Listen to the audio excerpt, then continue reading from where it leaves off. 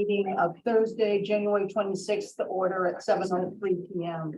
I have with me from the Finance Committee, Tom Parkins, Dean Nahadas, Maury Creighton, Andy Overman, and myself, Sarah Melish. From the school department, I have Pam and Ali Irvis. And I have Anna Mitchell from the school committee and Ann Harrison from the select board. Our agenda tonight is to discuss the Manchester Essex Regional School District budget, which is a budget in process, which gives us an opportunity to provide them with input before they finalize the budget on February 6th. People on Zoom or not? Yes. Okay. Yep. And so for members of the board, Greg and I received the most recent thing from the school department this morning. I didn't realize not everyone received it, so I believe Greg just emailed it to you. Oh, he's getting there. Were any of you able to, I was kind of in the zone the other on Tuesday night, so I don't know how many people were able to tune in to that discussion. Okay. Affordable housing just meeting every We night. all this do week. have some meetings, don't we? Yeah, every night this week. It's that week. So I guess if you could start with just giving us an overview of where you stand, where the hot buttons are. And then I'll put out the hot buttons I saw. Counting on. I'll just give a brief introduction to it. I think our mantra around the school district is we make our decisions with students at the center. So before we dig deep into the spreadsheets and into the accounting of the budget, I just like to remind people that what we're putting forth is a budget that we think puts the district in good position to continue to provide the program breadth and scope that we do now. And achieve the same level of quality. You'll see that we've labeled the budget a level services budget. So meaning we're really looking for an adjustment to the budget this year at the outset that just addresses our key driver, the increase in our key drivers. We're not looking to add anything directly to the budget. We're not adding a new program. We're not bringing on any new technologies, the fields we'll talk about separately. The operating budget is just a consistent budget that tries to address the costs of health, personnel, special education and mandated costs, and adjust forward without doing any damage to our program. That being said, where we're at in the budget now, and the way we work it is typically I'll give the big picture and Avi can take you through any of the specifics of the numbers. Is again, we started out the season pursuing a level services budget. I think in your mini packet there, you have the scenarios that we discussed the other night. So while we're looking to maintain program scope and quality and pursue our strategic initiatives and believe we can do so within a level services budget, I think you know that over the past few years, we have been making cuts to the budget and utilizing reserves to hit our target, which we believe we've all agreed upon, to kind of keep assessment in and around 3.5%. Some of the cuts, many of the cuts we've been able to make were enrollment based. So enrollment has been declining primarily through a demographic shift. That's allowed us to take some, what we've been calling attrition. So reduction of heads without having to lay anyone off. So if someone retires, we simply don't replace them. We may move someone around in the district to cover that program, but we've been able to take enrollment reduction based head cuts through attrition without doing any damage to the program. Last year, I'm sure you remember the conversation that we did start to get to the level where we were talking about and ended up in the end making some reductions in elementary and middle school Spanish.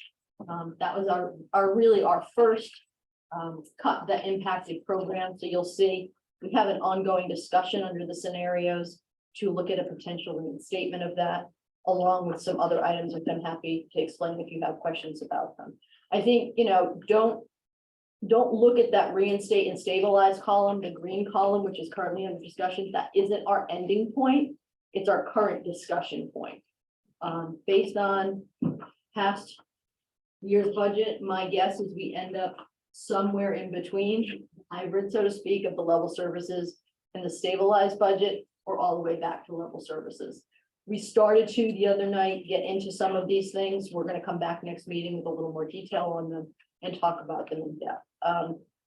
There are essentially a few reinstatements, and I think we're looking for a discussion around stabilization, not necessarily a direct add back, and I think that will be informed by the direction we go with the fields. Through collaboration, we've been talking about how best to address the fields in light of the fact that the Essex Elementary timeline seems to be accelerating a bit. You know, we had a facilities report completed. The preliminary report was released and reported out in early November. It's essentially noted that I think what we knew, Essex Elementary is past its useful life. There looks to be the need for short-term investments to maintain the building. I think it's a signal that we need to start our application process to the MSBA, and we're looking to do that as early as April. Last time we went in really quick. More traditionally, it takes schools a few tries to get into the pipeline, so I think that's a wait and watch. But in light of the discussion that may be a more near-term issue for us to deal with, there was discussion and debate, and I have to say I don't think I was there in the beginning, but I understand the reasoning after the ongoing discussion to talk about whether or not, instead of depleting our reserve funds by 50%, whether we should discuss the option of, we've used two phrases, either a capital or a debt exclusion to fund the fields, with the intent of explaining to the community that that would allow us to preserve the reserves and allow for a better positioning if we needed to go out to borrow sooner rather than later.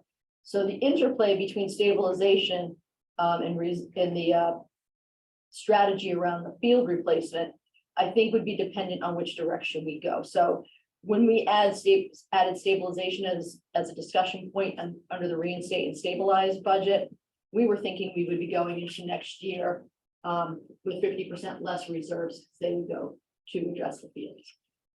So again, there are some related costs in here. I don't think we'd be looking at a scenario where we're going out for some type of an exclusion and adding a direct line for stabilization. It will be likely either or, which will lower that number. So this is kind of the gist of the discussion we are trying to work through at the school committee. It was a hearing the other night, so there's a lot of questions and we went a lot of different directions. I think this will be the bulk of our conversation going into Tuesday the 7th. That's a snapshot of where we are. Avi, do you want to go over some of the budget overview, kind of key financial drivers for this year? Yeah, I'm just looking at the pages here. So this is the one that's labeled 24 on the bottom. You have it there? We have a draft 11023. It's just a budget overview. That's like the one, Maureen's. Thank you. Yeah, the first two pages are just the very high level. Right. This is just a quick overview of how big the budget is. It's $30.1 million, which is a spending increase of 4.2%. That type of a spending increase is a little higher, but not much higher than the typical range that we've seen over the past couple of years. If you've looked at our budget presentations, you see that the spending range tends to be in the high 2s to mid 3s, typically, sometimes touches 7.4, depending on the given year. And you can see that primarily there's more in operating expenses at this time, with that number, which is about a third of our budget, growing 6.6%, whereas personnel is growing 2.8%. Pam talked about how we have, because of enrollment and right sizing, for full-time equivalent FTE reductions. That's bringing us down to the 2.8% number. That's partly why you see that number being a little lower than our typical run rate. And so when you take out non-town revenues to fund that spending, we get a little bit of state aid, not very much. Typically, non-town revenues, in the 10 to 15% of our funding. What's left is the operating assessment to the towns. And so that this year is a 6.53%. It's a very unusual year, as you know. Typically that number ranges in the mid twos to the low to mid threes. Of course, then it gets a portion between the two towns. For the past several years. A higher percentage has been going to Essex in terms of growth than to Manchester. The Manchester numbers have been below that median line. And the reason it's at 6.53% this year is because we have removed one of the non-town revenue lines from the budget, which is the use of reserves as a revenue source to fund operating. That's something, if you've taken a 10-year to 15-year look at our budget, tends to not be in there initially. Over time, it starts to creep up as a use to help keep assessments to the towns at a level that's affordable within the levy limit. Because, the goal has been, as one of the budget goals, to not trip a levy limit override on a regular basis and to have that happen as rarely as possible. Knowing though that most school systems, their natural rate of growth will be above that 2.5 level. And so if we can manage it for however many years, the last time it was a 10-year period since we had asked for a correction. Now we're approaching the 8th year. So it's several years of trying to manage that growth and keeping the town assessments within the levy limit. Eventually, a correction needs to happen because we're going to be funding that differential between your spending growth, which is a little above that levy limit number, and the town assessment. So we've in the fiscal 23 budget, there's $520,000 as a revenue line from reserve funding. The year before, 335 or two, and the year before that. So we're trying to, we've been talking to the communities for about 2 or 3 years now about the fact that soon it will be time for a correction, trying to plan ahead. We do a lot of multi-year forecasting and planning and scenario analysis so that we're not springing anything up on anybody suddenly, but rather having time to plan for when that correction would be. So as I mentioned, this would be the 8th year since a correction's happened. So it's our hope that this is not new news, but something that we've been able to plan for ahead of time. The deficit, if we didn't have that correction, to get back to a 3.5% kind of agreed upon target, is $757,000. So that's how much we would have to cut if we didn't get that correction this year.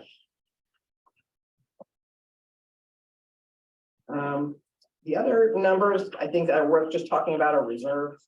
How much are they? What do they look like? And we sent around information about the historical level.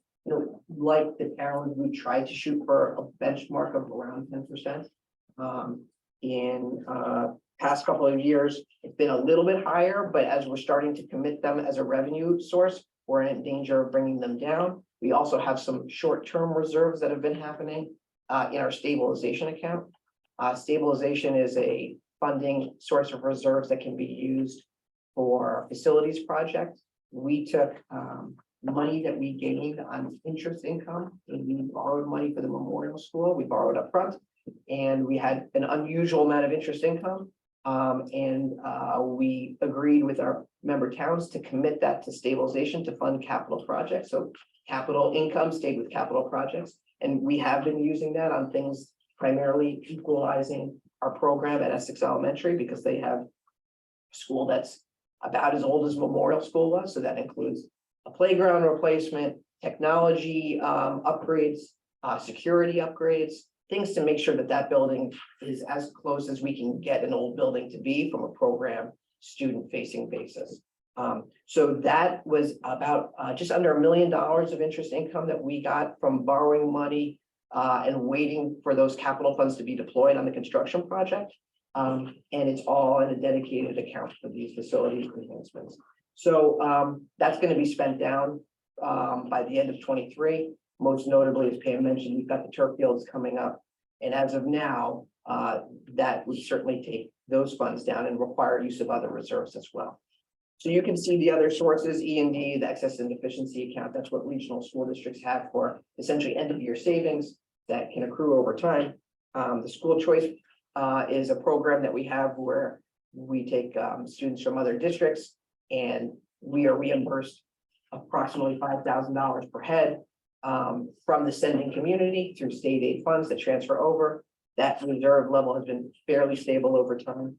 Do you have restrictions on how you can use the choice funds? I'm just surprised it's so, I'm surprised that it's in the reserve fund, in the EMD balance. It's not in the EMD balance, it's a separate fund. Okay. Yeah, it's separate. There are no restrictions. It can be used on anything that would be otherwise, that we can spend our budget on otherwise.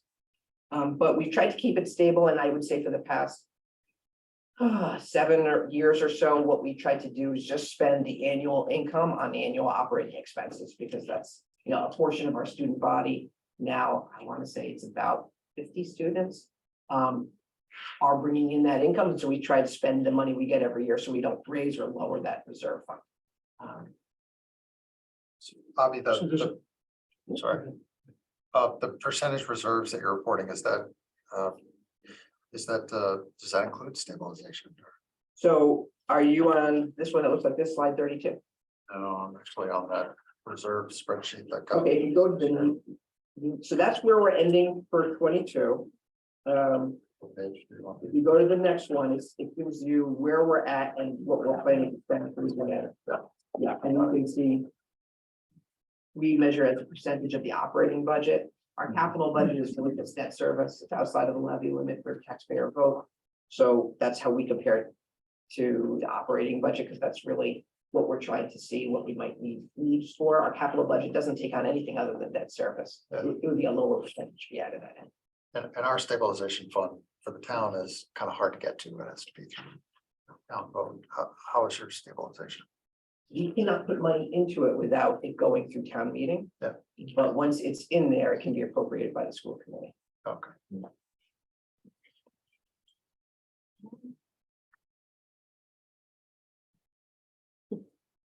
on this, on the reserve snapshot, I'm good.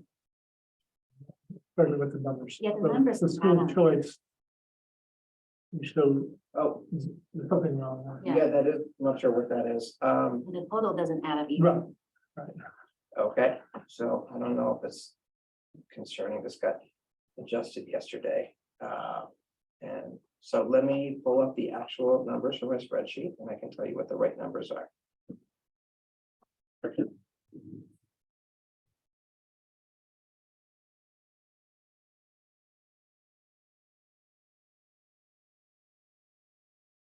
So 1264, 270, 1487, 389. It's the total number at the bottom. It says 3089, I think was the last number prior to the fall update. So that should say 3.4 million in the total. 3.41. Yep, that's right. So the numbers for the balances are all correct. Now, moving over to the uses. The what this assumes is based off of 1.5 million, 1.494 is made up of 1.2 million of turf replacement. That's 800,000 for one field and 800,000 times an assumed 50% rate for the second field, because it's a shared use field with Manchester. So that's 1.2 million of the 1.494 in the total, which is correct. And when are you planning to do that? So we have two fields. Highland Field is at the high school and Brook Creek Field, which is the shared use field, just for people who may not be as familiar. The Highland Field is going to be done this summer, one way or the other, just due to the condition. The Brook Street, we did put some interim improvements in last year that could tide it over to 2 or 3 more years if necessary. We put out a bid with bid results for both fields. That bid is due on February 2nd. So we should be getting those results at the next school committee meeting. We'll be talking about them. And the way we structured the bid conditions, we have the option to postpone and deduct the Brook Street field just for a few years if necessary. Only, and the reason that came up in discussion was if we get to a scenario where a revenue correction, which is an override, does not pass for this year, and we are really in a situation where we have a major deficit, it did not seem like we would want to have 2 brand new fields while cutting $757,000 out. either way, the Highland Street Field is gonna go because it's time. We have the money for both in the reserve fund, so it's not a question of that. It's just a question of making sure if we get into a, I would say, a difficult pinch from a lack of a correction, that we can prioritize our use of funds to make sure we can manage the cuts that have to happen. Greg, is that the 400,000 we have in our fiscal year 24? Yes. For the half of it. Yep, so the bid specs indicate that it's a deduct alternate for Brook Street. We could deduct it. We assume that we'll get better pricing for doing both. And we also have alerted the bidders that we wouldn't make a decision on Brook Street until after the potential election dates of both. Now, there is some discussion, as Pam mentioned, about whether we would shift from using reserves to pay for those, which is what we committed to community that we would do. We've got the funds identified to potentially doing some type of excluded payment, either through a capital exclusion, one-time payment, or through a debt exclusion where you borrow and probably over a short-term period, maybe 5 years or something like that. And the logic there is if you looked at our debt service capital budget, those numbers are coming down in most years, the way we structured the debt. So we're essentially lowering the cost to taxpayers of that debt service every year. So you could essentially not reduce it. Let's just say, keep things even for taxpayers. And instead of just rolling off Memorial Middle School, high school debt, you're actually rolling that off, adding a payment for the turf fields, and still taxpayers would probably have a small savings anyhow. Because if you amortize the turf field project or both of them over 5 years, you'd still, even with debt, have a net return to taxpayers in the capital budget. So that's just one way to go. It's a strategy. It does address the fact that when we're done with the project, we're not dealing with 1.2 less in reserves out of the $4.1 million. It'd be a pretty big hit. And we know that we're going to be going for another bond rating update when we go out to borrow next for either final bonds on the Memorial School project. We do have one last bonding we need to do at some point. It'll be a small bond because we're mostly bonded already. Or if we ever need to go out in the next 3 to 5 years, however many for Essex Elementary, to not have that $2 million from the turf fields could definitely be something that the bond rating agencies look at. That's what we've been told by our financial advisors. Hilltop, which I think maybe the organization that the town of Manchester uses. Yeah. Avi, question, what do you think the remaining bonding is gonna be to finish up Memorial? I figured we were done with that, but Yeah, what's the dollar level roughly? it could be right now, we have short-term debt to float the last little piece, and it's at $1.3 million. So I think it would probably be that, or it would be that or less. I think less. That's kind of the maximum we would need to borrow. So we're floating $1.3 million on a short-term basis. Everything else is bonded. And in terms of how long, unfortunately, I think it could be easily another.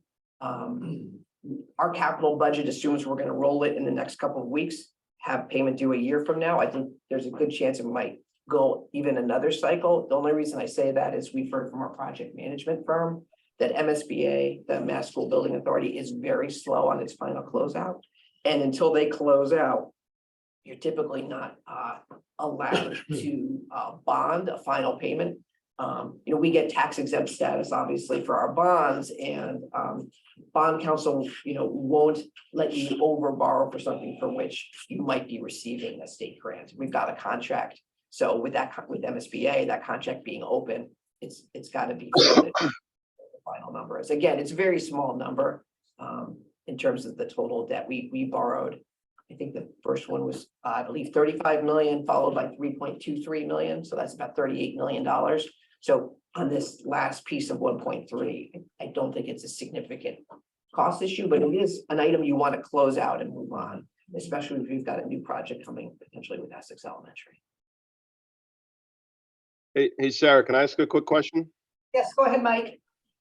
So, Avi, you mentioned, issuing bonds in the near future, and you're working with this external advisor, and, bond ratings based on how much cash you have in reserves, et cetera, et cetera.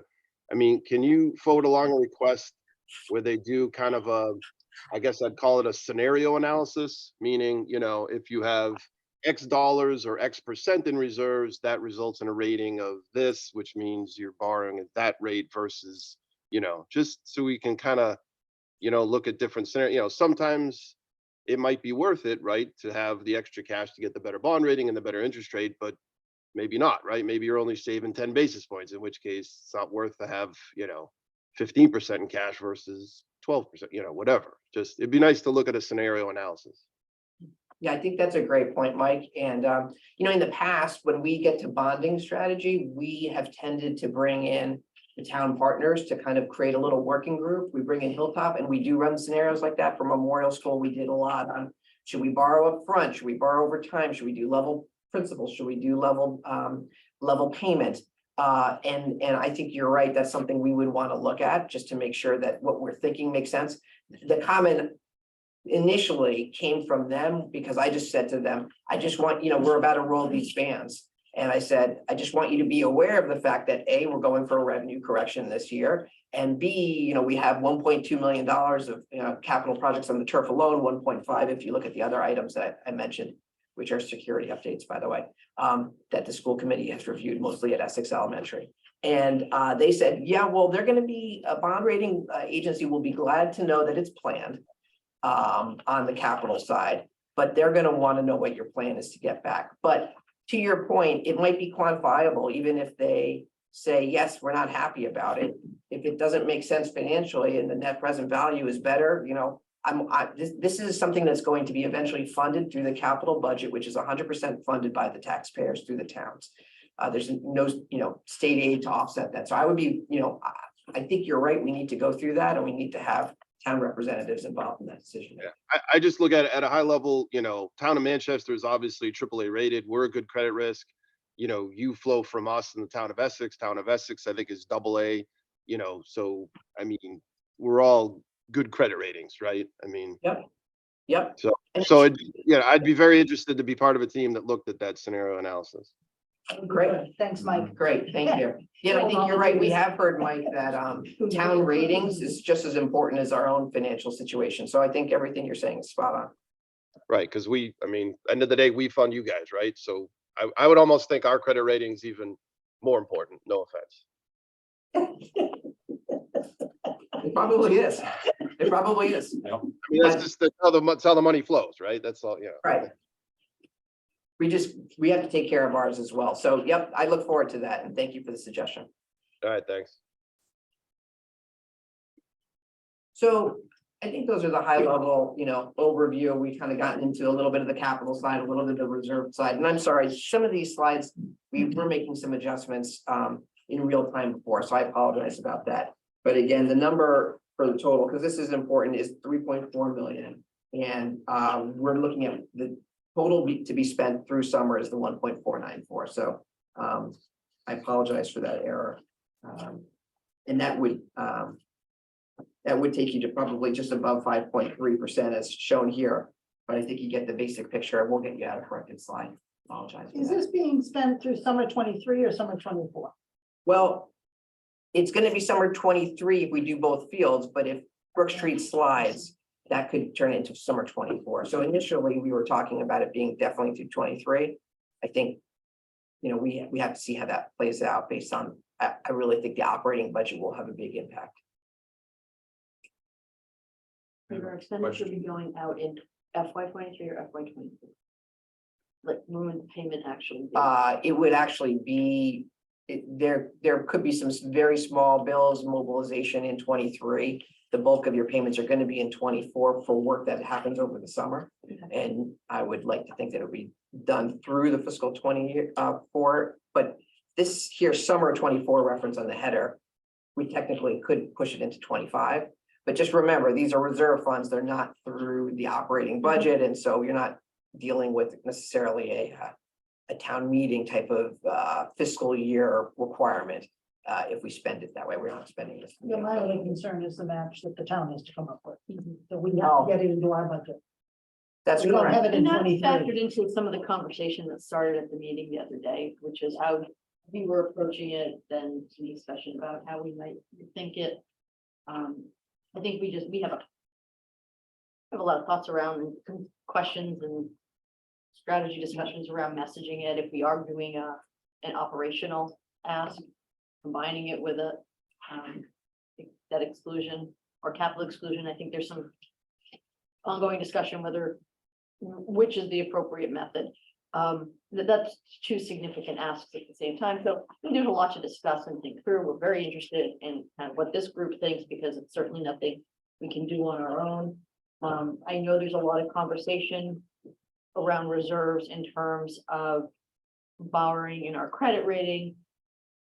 I kind of live in the practical, making sure, you know, we can do everything we have to in a given year. When I look at that Habib report too and see the liabilities list for Essex Elementary, one of my concerns as we draw down on reserves is just having enough on hand to handle emergencies that may inevitably come up there. And I think, I recall this, we had gone out, we were starting to prepare for Memorial, and we had that water line, and like, we thought, you know, $350,000 just overnight was gone from our reserves. So I think there's the potential for all of those things to start to happen to Essex. So I think that's another real consideration in terms of how healthy we keep our reserves and how much money we have on hand to manage. Yeah, the water line was a particularly interesting one. I don't know if anyone here remembers when that happened, but one of the interesting things was it was below ground. It was not in our capital assessments because it wasn't inside the building. It wasn't something you could readily see, and it was from the outside of the building to the road. And so we even had the question when it came up, is this ours? Is it the town's? And the town was We really wanted it to be the town. we made sure it wasn't. So, and so that's one of those things where, you know, it just had to happen. And then we lost the boiler, and it was like, you know, are you kidding me? But we were occupying the building, the kids were there, so we had to come up with resource. I can't recall the cost, but I think, you know, things I focus on in the day-to-day, making sure we're up and running and kids can come to school and we're not canceling school because we don't have heat. It's important for us to have the resources to do that in the moment, should something happen. Yeah, and what was interesting about the boiler one was the building project for Memorial was underway. We had already been to town meeting, we were already starting construction, and it literally could not make it that last season. So it was, you know, I think there was some insurance assistance that we got for that, which was kind of a miracle because typically insurance wouldn't pay for that. They'd say it's your own problem. I think maybe they were nice to us because we hadn't had a lot of claims, but you know, those are the kinds of things when you look at Essex Elementary, even if we do go through the process of fast track, where, you know, you could have some things that just go between now and when the building gets completed, whenever that is, if it's 3, 5, 10 years, whatever the community decides, we just need to be aware of the fact that that is, you know, an increasing liability. Can I ask? I think it's worth mentioning that the high school isn't a brand new building either, and the report also covers what the projected cost will be for that building, so that's another a backstop for issues that may occur there. Yes. Sorry, I think somebody. I was just gonna say, I think there's always a trade-off here, and I mean, we talk about this with fire trucks, things. You save 30 or 40 or 50, you spend 30 or 40, $50,000 a year, but you fend off spending $1 million for a year or two. And, you know, I think what we're talking about with you folks is, you know, 30 million. So anything we can do to kind of Band-Aid and move this along, and obviously you don't want to be penny wise and pound foolish, but, you know, money costs money. So if we can delay or be reasonable, that's always worth thinking about. Sarah, can I ask a quick one? Yep, go ahead, Mike. So I think it was Maury that sent along today the reserve spreadsheet, like historical, you know, dollars, percentages, which is very helpful. It's very, very informative, very good to look at. But my question is, would it be possible, I guess I'm asking this of Avi, to get you know, a handful of other school districts, you know, the same data, right? Because to look at it in isolation, it's kind of hard to determine, right, whether it's good or bad or high or low. You know, it'd be nice to kind of match it up against, again, a comparable district, whatever that would mean. would have to I, be. I forwarded along the spreadsheet you had sent to me because everybody had asked Yeah. about that. That's what he's talking about. Yeah, I so. mean, we can look at Triton, Pentucket, Hamilton, Wenham as our regional neighbors. Yeah, sure. Yeah. It'd just be not, because again, in isolation, it's hard to determine, right? Is it high, low? Is it right? I don't know. I guess we've been modeling at the 10% mark that both towns are at, so that's where we have been aiming our target. But Right. yeah, we can certainly look at those other communities. Those are the ones that come up in Right. Masco. For example, if those other school districts are at 5%, then we look high. If the other districts are at 20%, then we look low, right? I just, who knows? Right. I don't. Yep. I think that's true, and I think that's where your other suggestion, Mike, of kind of figuring out with the rating agents, with the financial advisors, what they recommend. I don't know if they're gonna suggest that we do a comparable analysis as much as a financial analysis like the one you're proposing. But yeah, we can get that information, no problem. Yeah, I mean, it can't hurt, right? To just look at more data. No.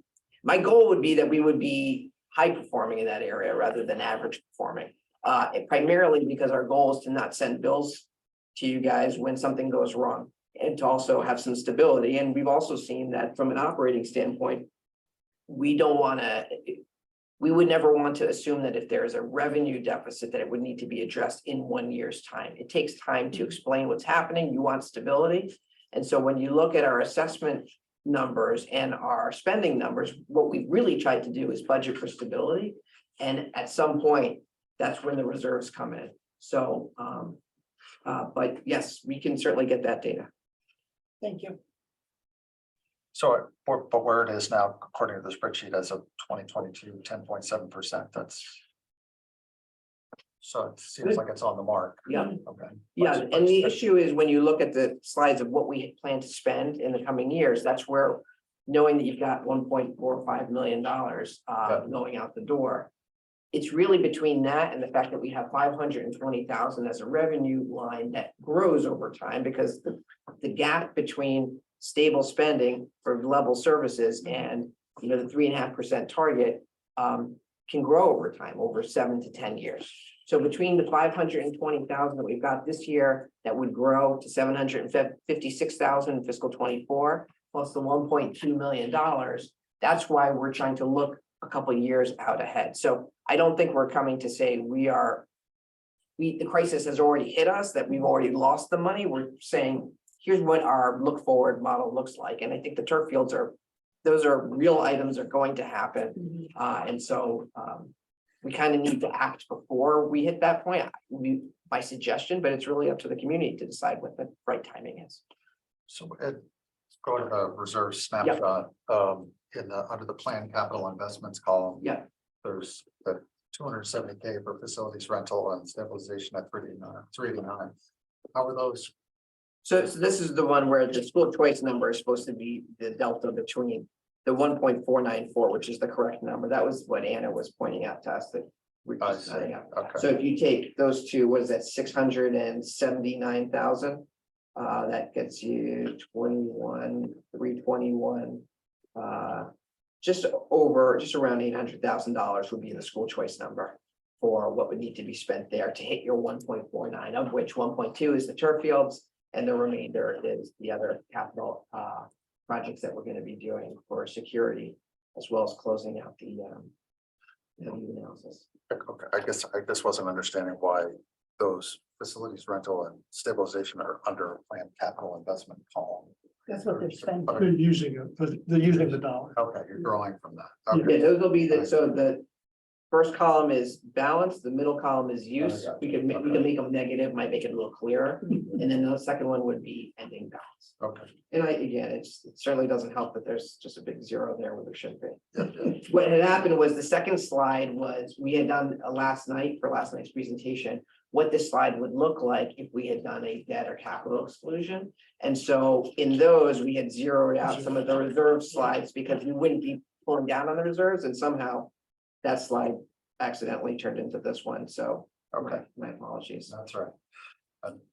Usually in these meetings over the years, I'm trying to half listen to you and half look at what. Yeah. And so I end up getting nowhere. No, this is a good question. Just a question for you. On the spreadsheet that you sent around, it looked like the choice revenue was like 1.6 million. Does that sound right? Well, it had gone- here it's 800. Is that a drop that's happened here? or 800. I'm not sure where you're seeing. Okay, that's of the 1.6, that's suspended. That's just,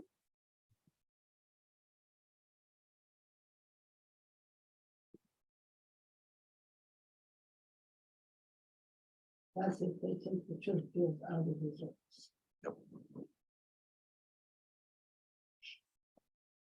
Oh, other questions, yeah. so if we could go to the scenario. Yes. That's the school committee, this is the scenario slide that Greg's talking about. This is what school committee began to discuss on Tuesday. So I think it'd be worthwhile to spend some time talking about this additional revenue. Yes. um, Row. Sure, I can give a quick overview, but you have a question first? No, I think it'd be good for you to give an Okay, overview. and then sure. We can go from there. So I think if you start with the assumption that in the second column right now, with level services, we're talking about a $756,000 deficit between what we were proposing, which is the adjustment to stop using reserves as a revenue source and to increase the assessment 6.53% for this year only, before we go back to more stable historical band. That's a $756,000 deficit between that 6.53% and the typical 3.5 level that we've assessed at. Okay. Now, we could fix that, but as we know, there's growth that would happen in subsequent years. And the question is, how many years? And this isn't necessarily a question for us as much as it is for the community as well, because we're talking about revenue from the towns. How many years do you want this correction to last? And so our first revenue correction that we had was that I was here for was 2016, where we had an override in the town of Manchester and the town of Essex used additional revenue and levy capacity to fund an increase. And at the time we said we were going to try and shoot for as close to 10 years as possible because it had been 10 years since the prior one, which is in 2006, prior correction. So one of the questions that's come up now that we're looking at a number that is 756,000 for this year alone is 8 to 10 years too long because you end up having a deficit that builds over time? And is it better to have smaller adjustments more frequently? Or is it better to have larger adjustments less frequently? That's the strategy question that's kind of being brought to the community to decide. And for us, what we try to control is our spending level and to understand what the revenue impact is. But when we start getting into taxation, that becomes more important for us to understand where the towns are at. So we started to discuss some scenarios with some of the collaboration group and in public session as well about how that might look. So Before you go on, can I ask a question Yeah. about that gap? yeah, So in Manchester, our budget's tight. Mhm. And we have limited our non-union employees to a 2.5% increase. I noticed that you're using a 4% increase, and I'm wondering what portion of that 756,000 is the difference between a 2.5% increase and a 4% increase? It's about 50 to 75,000 when I calculate. And the rationale behind the 4% is, if you look at the history of the contract employees' growth over the past 5 years, they've been growing on average between 3.5% and 3.8%. So their trajectory is outpacing every other employee group. So we have a growing financial gap between them. So the discussion point this year was to put all non-META, META's the contract group, in at the average rate that the teacher salary would grow. I mean, I think, To build back. were you talking about I the think the- non-META people when you asked that question about? yeah, I think the problem is,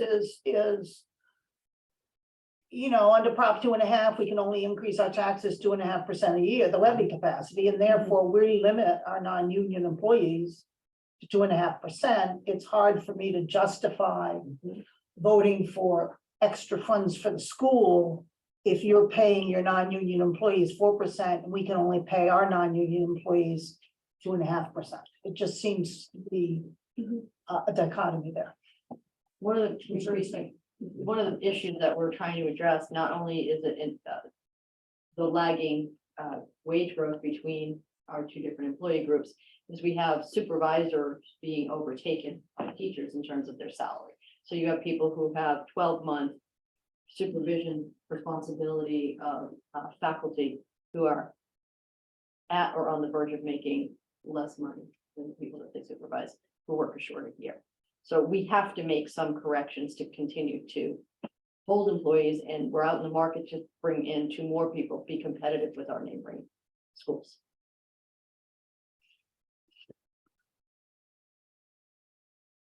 On that point, it is worth repeating, which I think we've talked about in prior years.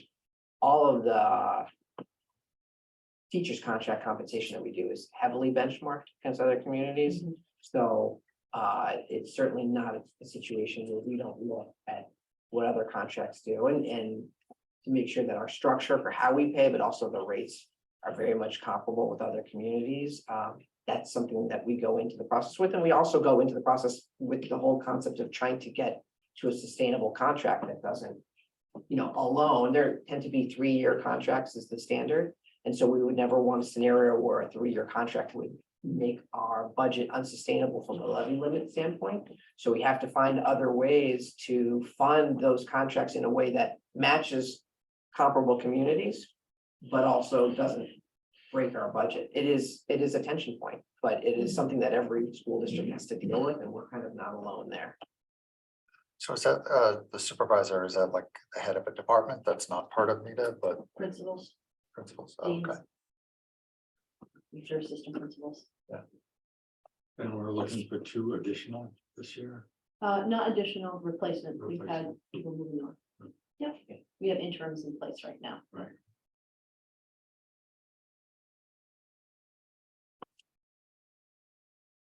Can I ask one other? Oh, specific- yeah, we'll come back to it. Go ahead, Greg. No, No, it's you gonna were have- reminding me that we were kind of going into the multi-year, but let's finish with your question, then I'll come back to it. So Well, I hate to go into the multi-year until we've looked at the That's current fine. year. That's my concern. no That's fine. problem. I'm sorry. The other question I had was with respect to the current budget. Yeah.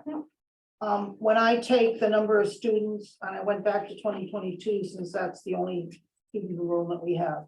When I take the number of students and divide it by the number of classroom teachers, I come out with very low numbers. Okay. In Essex, I come out with 14 students per class, and yeah. The high school, 7 per class, at Memorial, 13 per class. And at the middle school, just under 20 per class, and I'm wondering why they're so low, or is there something weird in my calculations? Okay, so there are 2 numbers when you're looking at, there's what's called the faculty to student ratio, which is your total certified teaching personnel. And we classify teaching personnel. So when you go to the Destin site, you're going to see a number, I believe, close to 9-to-1. That's the number of licensed teachers. So whether you're a guidance counselor, math teacher, librarian, you go into that total faculty head count. Is that on the classroom teacher line, or does that also The include classroom special teacher ed? line, we have our lines divided, and we have additional personnel that also exist in grant funding. So the classroom, so there's the total faculty heads to student heads. That is a lower number. When we start to parse out and look at the different class size averages for building, it's working on this today. It's 18 at Memorial, 19 at Essex, average class size. So we arrive at that with the number of classroom sections. So 2 second grades, 3 third grades, whatever that combination is, and how the kids are divided. So they're at 18 and 19. Our benchmark is between 17 and 22. So we're on target there. Yes, we have a section that's at 14. We get into that situation because, well, to go up or down a class either overinflates one to an unsustainable number, or, if you added a class, then it would be too small. So sometimes it doesn't always roll out perfectly. At the middle school, academic courses are averaging about 18 students, 18 to 20 students per class. And at the high school, our average number is about 16, and we do have some small cohort classes that are, some are under 5, some are between 5 and 10. That's driven primarily because our schedule is, it's designed by student choice, so students enroll for courses, some add, some drop. What we'll need to do is look at a 2-year projection out as to whether or not we can run every AP course every year.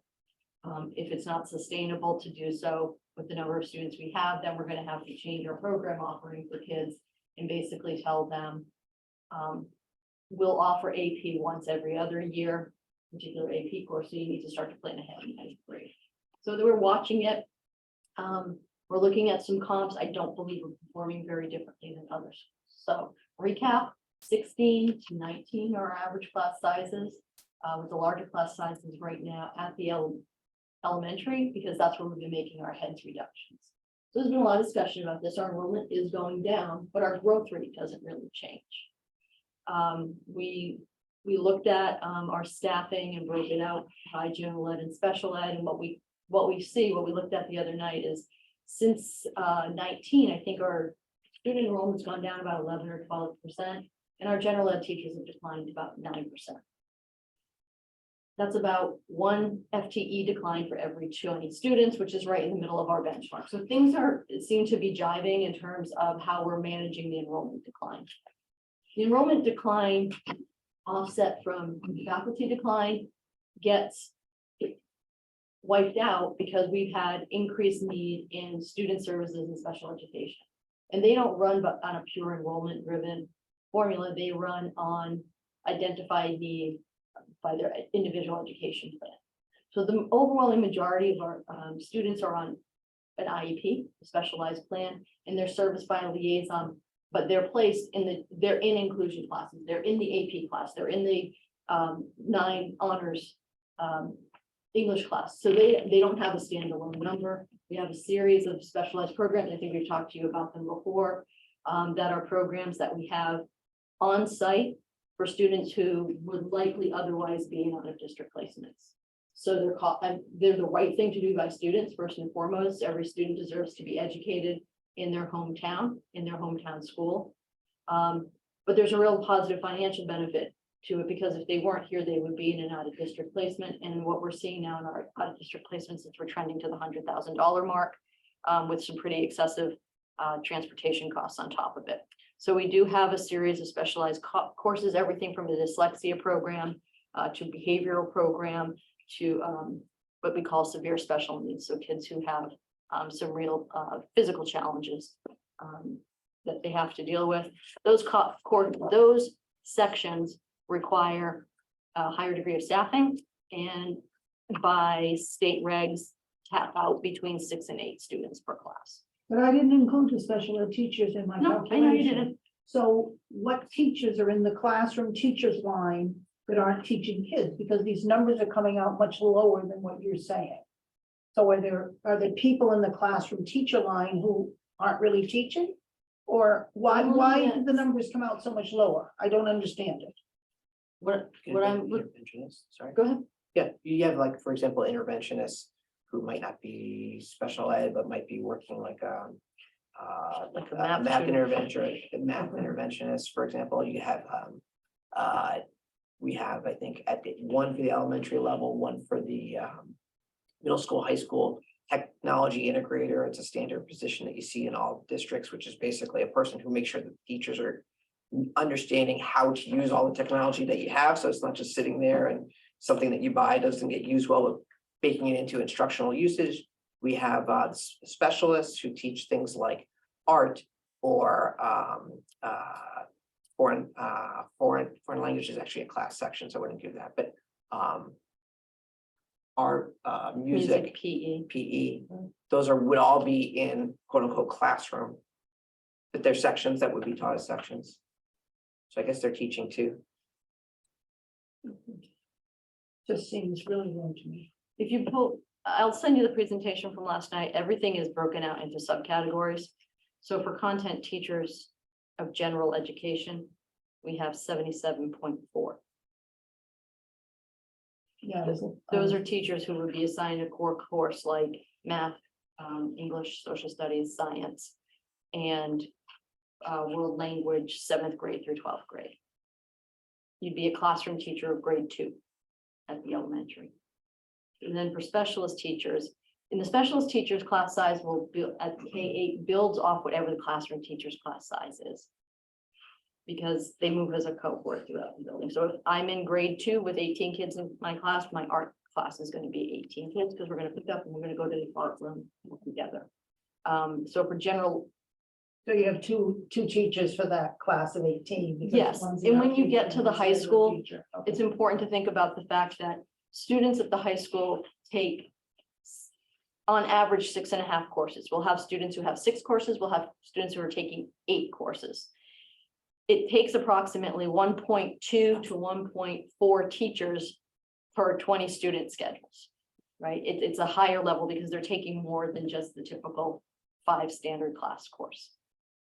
And then they're broken. And then when you get into the scheduling of it, we have over 201 sections running at the high school for academic courses. So then there's other subdivisions, and those subdivisions and those pathway courses start to create the inequities. So we'll have a class of 28, and then you'll have potentially a class of 7. So that's why we really try to look at the average, because we do get the outliers.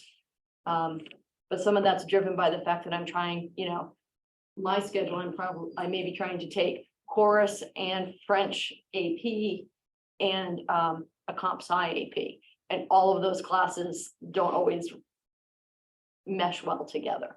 So sometimes we'll have to put a kid into an independent study online if they can't make it in. So there's a lot of variations. We're going to study it a little bit deeper and see if there's something we can do with schedules going forward if enrollment continues to trend the way it is.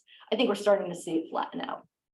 We essentially have lost the 27% gain that we experienced from about, I think it started climbing around 2009, 2010, and went up pretty sharply through 14, 15, and has started to come back down. So some classrooms have teachers assistants in addition to the head teacher, or the teacher's assistants and the faculty number, or? Teachers' assistants aren't in the faculty number. They should be down below, but we have a cadre of them that are also grant funded.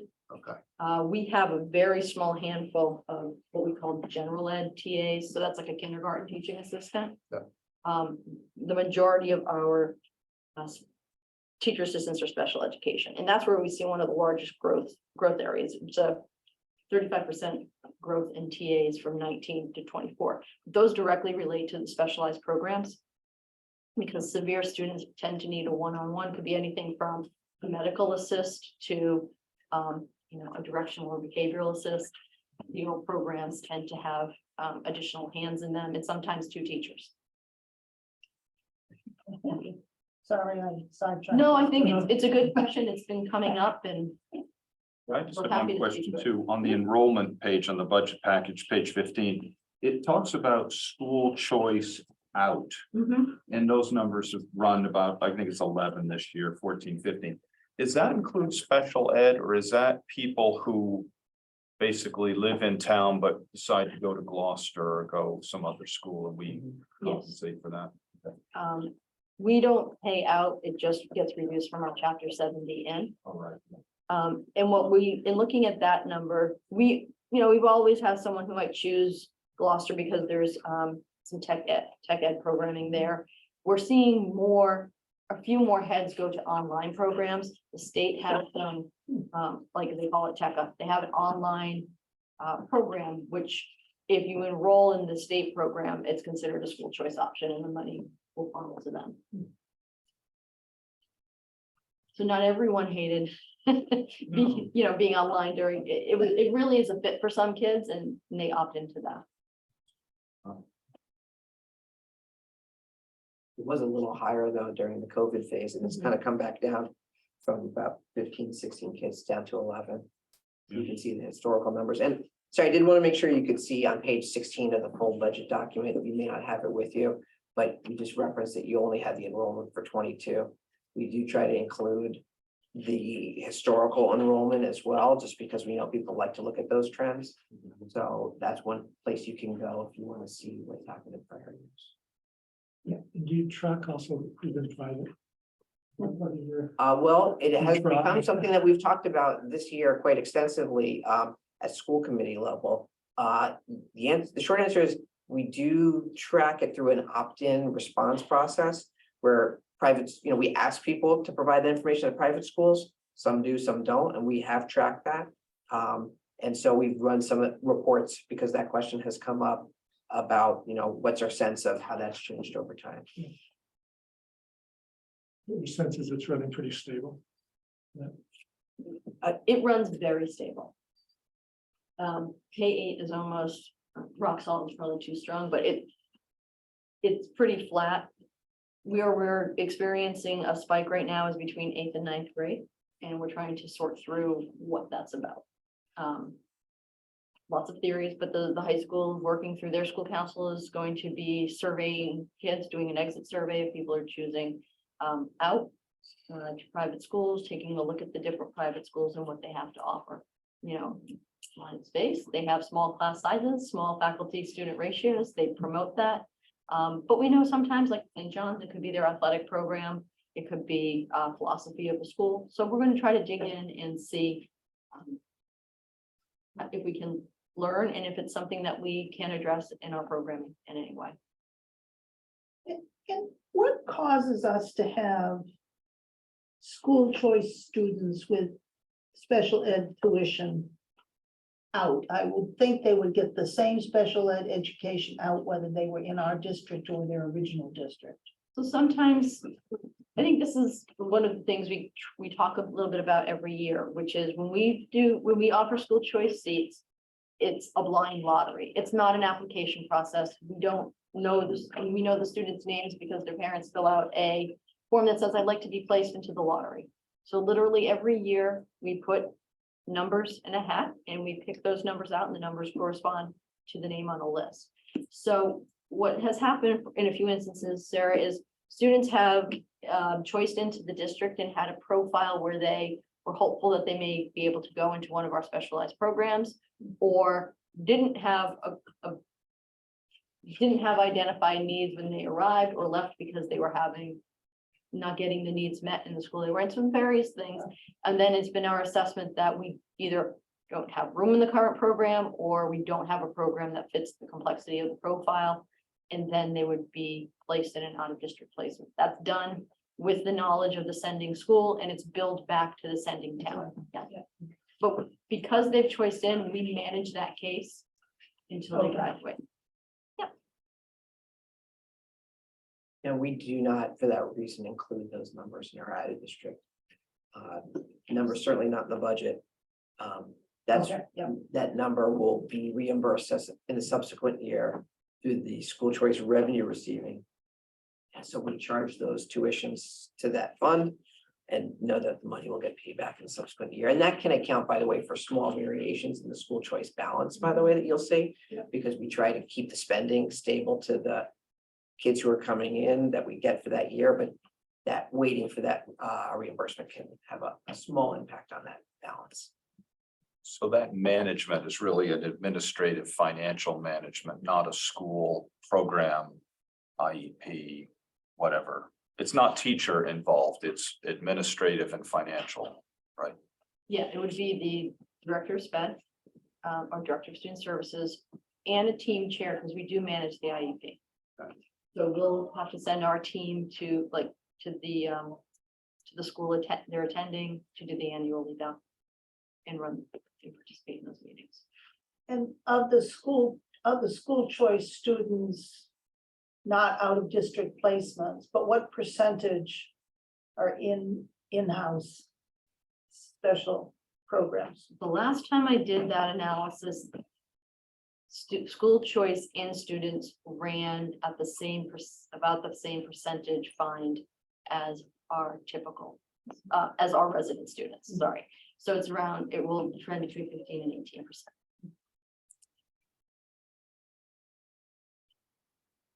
On the positive side of special ed, when we're talking tuitions, is we do our programs are attractive to other communities, and we try to, whenever possible, whether we're sending a student out or searching for a placement for a student or working with a partner group, we'll place students into other public schools, which is a cost savings to the town and to the district. And we have 2 or 3 tuition in students to our programs. So when we're undersubscribed in our specialized programs, we can accept students from other districts. It's not an application process. It's typically from one student services director to another, someone looking for a placement. And then we will charge them. Avi collaborates with Allison, but their tuition is individual student cost of program. So a per head cost of program. So it's a little revenue for us.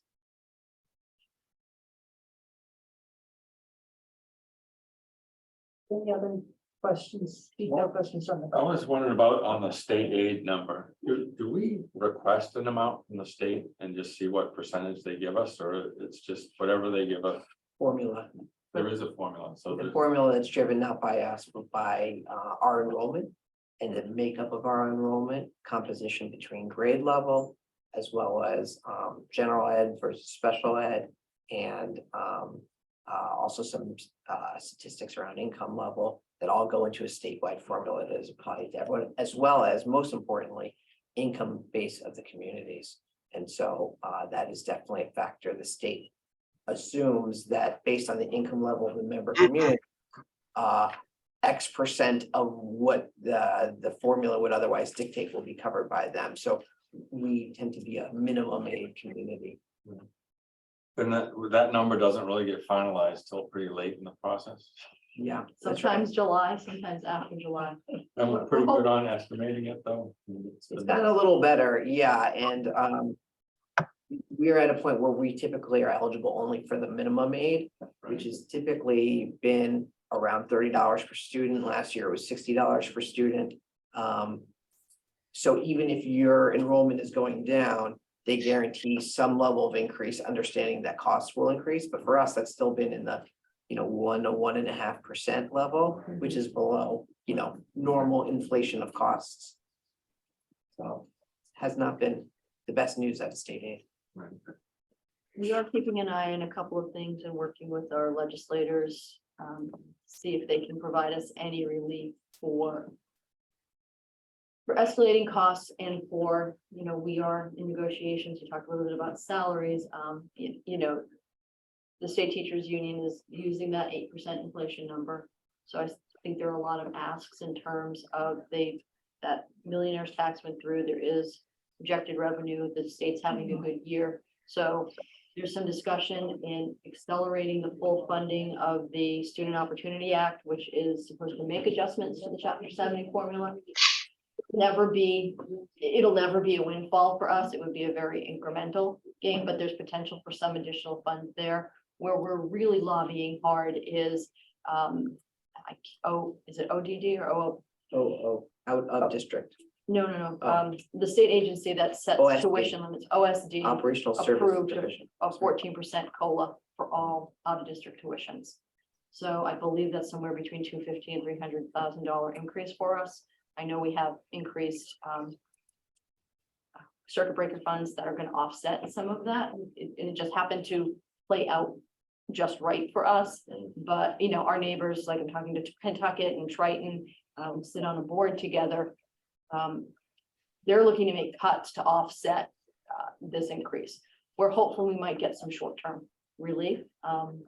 New administration, people seem to be wanting to work together. So we're going to hope, and we're going to continue to work with them and meet with them throughout March as they're forming the budget to see if we can get some additional funding. So fingers crossed that we get a little something else from the state this year. One other question. Go ahead. I know one of our wild cards is healthcare. And we always are trying to figure out when the healthcare number comes rolling in relative to town meeting. Do you have any insights on that? Because I know it's a big driver for your programs. We never really know until April. We're That's at right. 10% right now. We have 12% of something in the budget. I think it's high, but so I'm optimistic it can come down.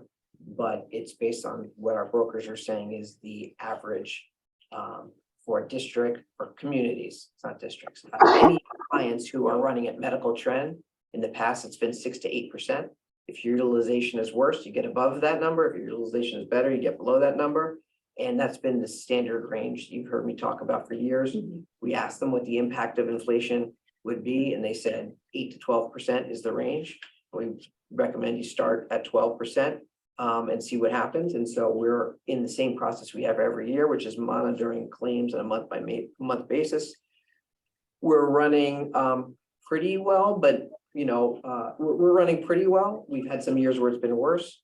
We have to also look at the large losses, which go through a reinsurance pool, but still can impact you. And those are better than last year, but still being looked at. So we're going to have more information in the coming months, 1 month at a time, as new return data comes in.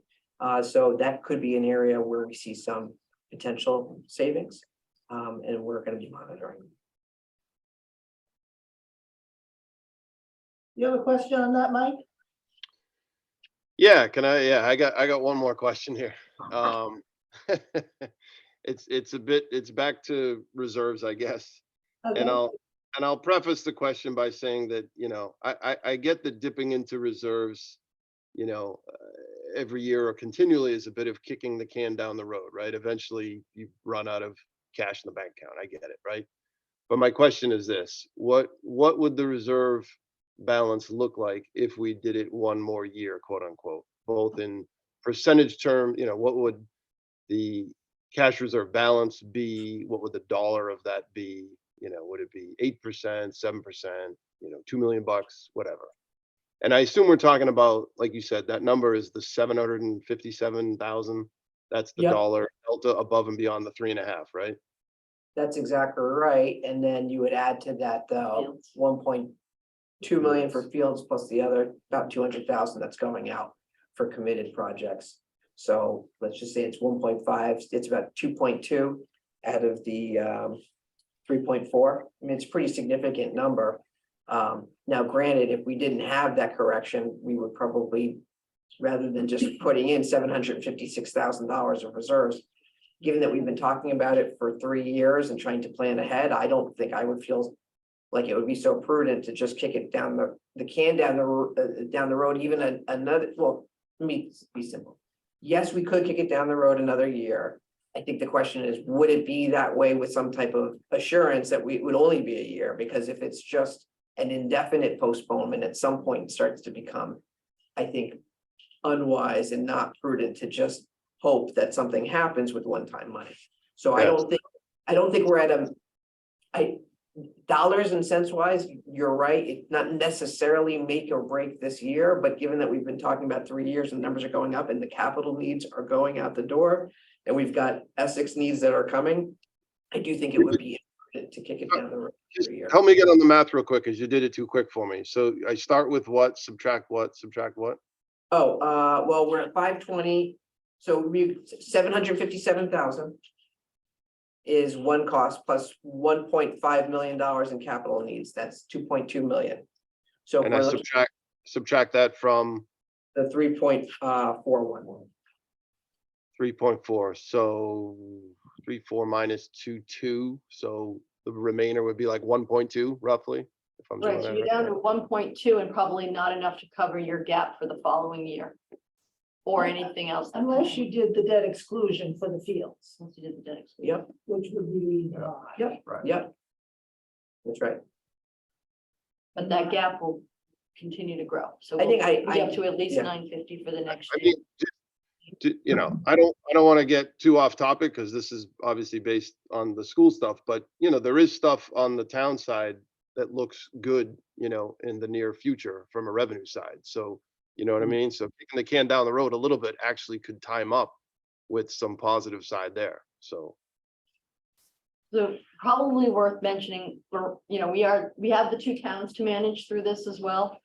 And I think as you're looking at the apportionment and what the impact is and the affordability for Manchester, the more we kick it down the road, that numbers get escalating for Essex. And the correction number for them is escalating. So anyone heard some of the conversation, last night, there's a lot of stress in the number that we're presenting this year in the size of the potential ask after apportionment, just with this number. So if we knowingly, let's say we all agreed, we're gonna put in $750,000 this year. You know, I'm not giving you the Excel version of the number, but just my past experience, that number's going up next year to at least 950 or $1 million, right? Because we're at 550 this year. So now you're starting with a gap of $1 million, and likely we'll may have to make some nips, tucks, and cuts this year with potential ask for more putbacks.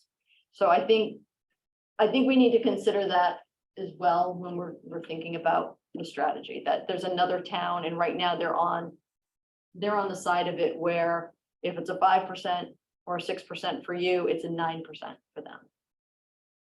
And it only grows faster. So always open to ideas and discussion. I think there's also the issue of timing and putting some distance between an operational correction and a capital ask for a new school. I'm not sure I want to be the person on the podium 1 year apart between those two. That's some distance in the middle is probably healthy. And as Avi was saying before, and Greg, you're always great at bringing this up in terms of a strategy. Are we better served with the known smaller corrections? And we've already let it get bigger than it probably needs to be. And go on that, maybe that 3 or 5 year cycle where it's a check and balance with the community. We have to go out, we have to explain it, we have to have a conversation amongst all of the groups to get there. But when we do let it go to 10 years, that number just grows and grows. And it feels like a bigger hill to climb. I mean, I'm open to either idea, but I think there's some wisdom in it. We have been trying to take an approach of taxing in the current year for money we have to spend. Not taxing extra and squirreling it away. And keep for future years, because we got to a point where our reserve balance had just gotten too high, so we've been spending down the reserve for the past few years so that we're not overtaxing the taxpayers for future expenditures. If we can help. More page you go. Yeah, and then on that note, which may be a way to come back to Greg's point before about the numbers on the slide that talk about what the total ask might be beyond the $756,000. I don't think that we are asking for, multiple years of funding up front to put into, for example, our reserve account and wait to use it. But the question was, might you, if you go for an operational override, ask for an appropriation up to a certain amount and then tax it as you need it on a given basis, so that amount could be meted out to us each year, but you've already got that override, so you wouldn't necessarily tax up to the override capacity in year one, but you would have an override authorization that was big enough to allow you to address, let's just say it's a 3-year plan, year 2 and year 3, and then we would build our budget, we would go back to that 3.5% level, and it would allow for potential overage over that number if there's an additional gap that you might have pre-authorized. We certainly are not advocating to put money into reserves based on an override.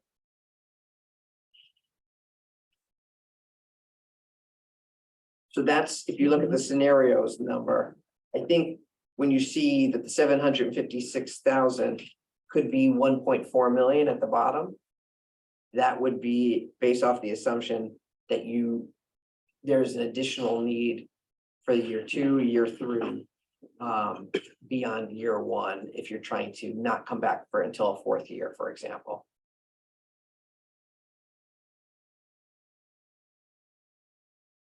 So our assessment what's our assessment of the 756,000? Well, right now it's 5.43.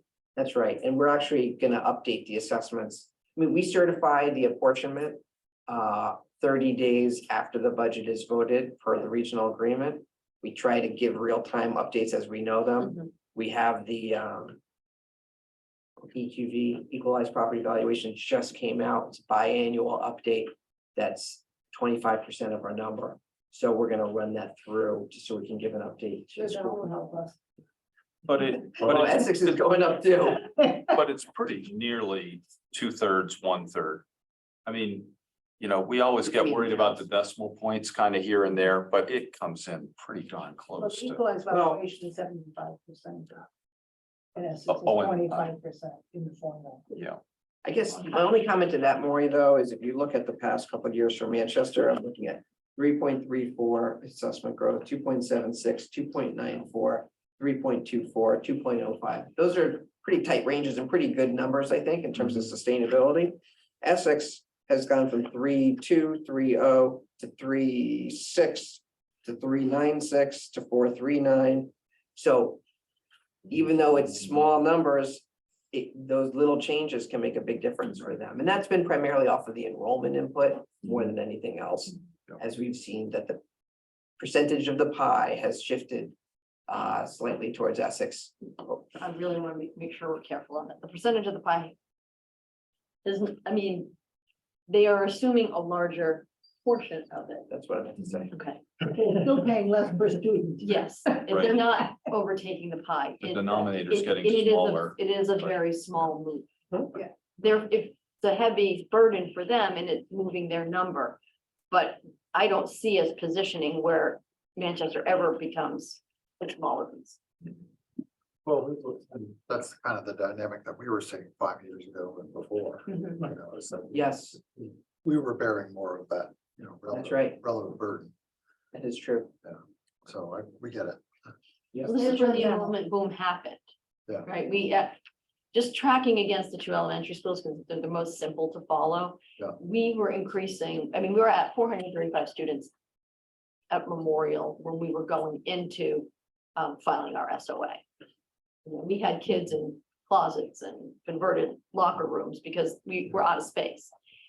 At Essex, we never peaked over 289, 290. We added one more section over that time. So you grew, you felt the boom in your assessments and you are now kind of Seeing that. feeling the decline Yeah, in the yeah. decline in your Well, assessment. didn't we have a significant increase in the student population when the middle and high school opened? It's right around that Yeah, but time. it came in at elementary. But I think what Pam's saying is right now, we're at about 230 at Memorial, Right. give or take, and we were 400, but now. We're at Does that account for 291. the fact that Memorial Middle School picked up another grade or two? Okay, so No. that's basically population shift through the system. Yeah, you're exiting kids out of the system that aren't coming back And in. you didn't see an increase at Memorial when you opened the new school? You didn't see a bump up? From what I can see in the numbers, when you open the middle high school, We your saw a biggest increase came in at elementary school. Okay. So Whether people moved in it was an with young anticipation of children. it or Yeah. it also coincided with that housing boom bust. And I know Linda Crosby used to theorize that there just became a greater availability and ability to buy in, and we had a lot of, empty nests refilled. And it was just a kind of a boom time. We did look at, we do track like the private school number. The head count is fairly steady. The percentages are bumping up and down because of the decline in the overall population. But even if you go back to those boom years where kids were coming back, we still had about an 80-20 split by the time they got to high school of kids electing private. I think it's part of the culture. So there, it's pretty steady, but I think that boom is, I don't think you don't have a ton of inventory to my knowledge. We've got an increase in population. I mean, we've had an increase in population. Not really. I was gonna say the census numbers are pretty consistent. I thought it went I up mean- from like 5,300 to 5,500. That's an increase. Sarah, to your point, one other comment about the school, there is a slide, a page of the full budget document on page 14, which Yeah. shows the enrollment, and when you look at the resident proportion, you can see in grade 1 and 2, those were kind of anomalous years where the numbers for Essex were right around the same as Manchester in those years only. If you look at grades 3 and up, it's much more that, 2/3, 1/3 that Maury's talking about, but when you look at K. It is back to that normal traditional level, so it's kind of a little early to be identifying trends. I can tell you when grade 1 and 2 numbers were looked at in Essex, seeing that their apportionment's going up, it definitely created some heart palpitations in terms of how the apportionment shakes out. But I think when you look at the K number, could that be a sign of the new building? It could be, but we just don't know yet. It's just too early, I think, to draw conclusions. So at least it's good to see that kind of reverting back to the more typical level. I think we know historically too, and memorials, we tend to see our largest increase at elementary when they come in first grade. There was always a big jump, almost a 9% jump from K to 1. And I would attribute that anecdotally to people choosing early childhood care that they like and staying with it through K and then entering a grade 1.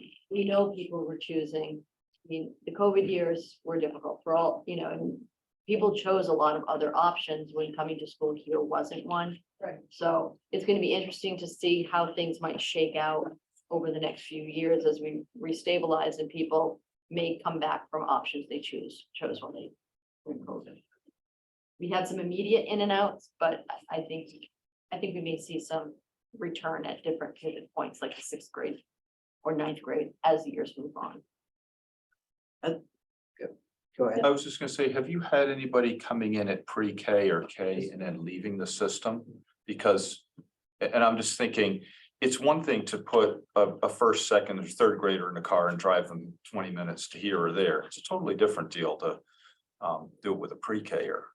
Do you see that shift or not? Once they're in pre-K or K, do they stay in the system or do you have people leaving? Typically, and we don't have a full universal pre-K yet, so people are choosing the pre-K as a childcare option. Right, so the pre-K is at its base, a special education inclusion program, where we offer it to ensure that young students who need services can get them here. Otherwise, those be out of district placements or contracted service care from those kids.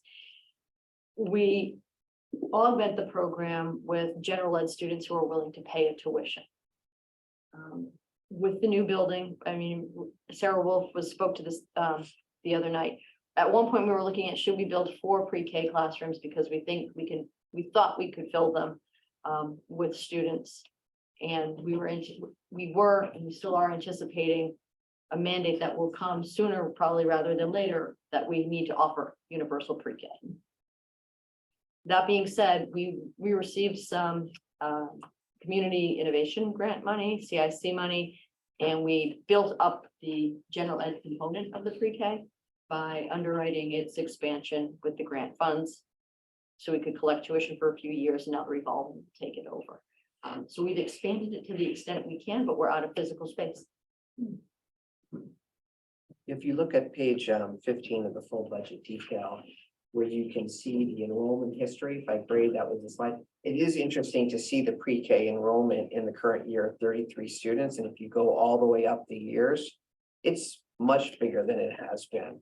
So that's been a real success, especially because we are, the special ed component is a mandated service. But the growth of the tuition paying students has grown. And as we're saying, it definitely helps to introduce families who are beginning to figure out their options to see what our schools are like. And also the new school shows well as well. So that's been great. The fact that we are kind of at capacity, I think does, raise the question of what we might do down the road to, think about expansion. We're not there yet, but I think that has been a bright spot. And certainly those tuition dollars help to offset taxpayer costs for sure.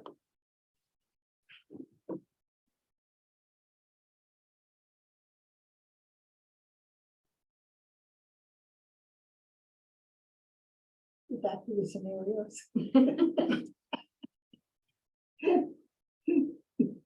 Well, great. So the higher numbers are with the higher Some of the scenarios. It's just, yeah.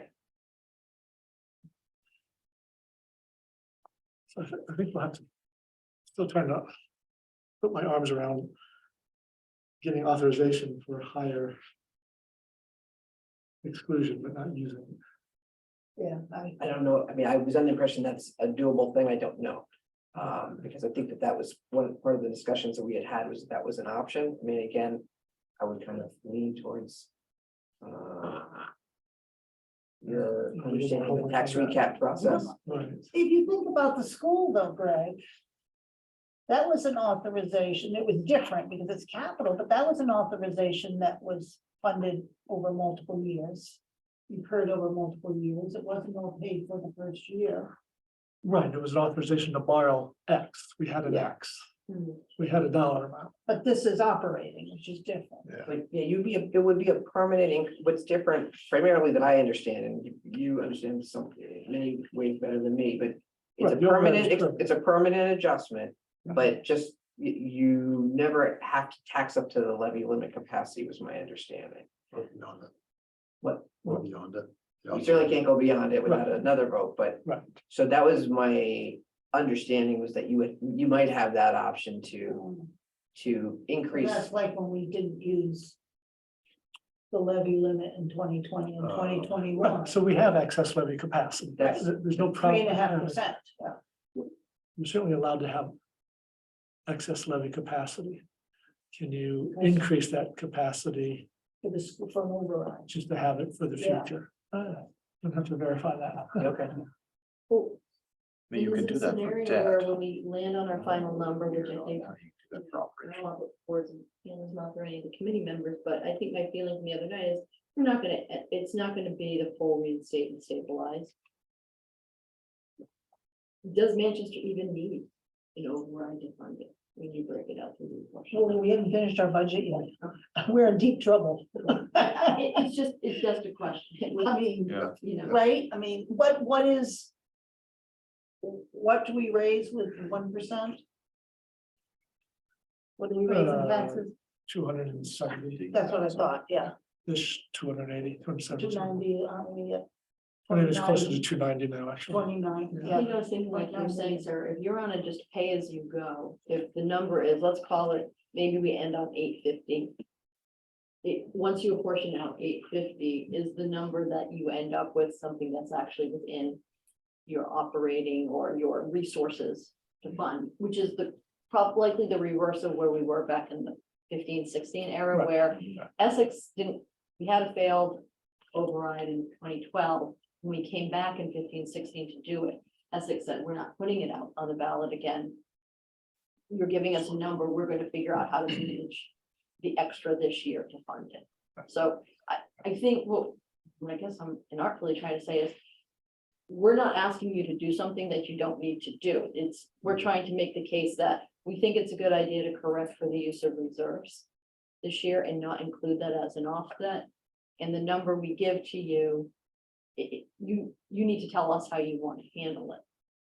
And how we need to work with you to get you to the point where you feel like you have the options you need. Do we have numbers shown public safety stuff? Worst case scenario, probably. The net of 300 would be the worst case. Sort of seeing foggy territory at town meeting where we have Brook Street Field that we may not know about. So that may be an authorization, but a carryover.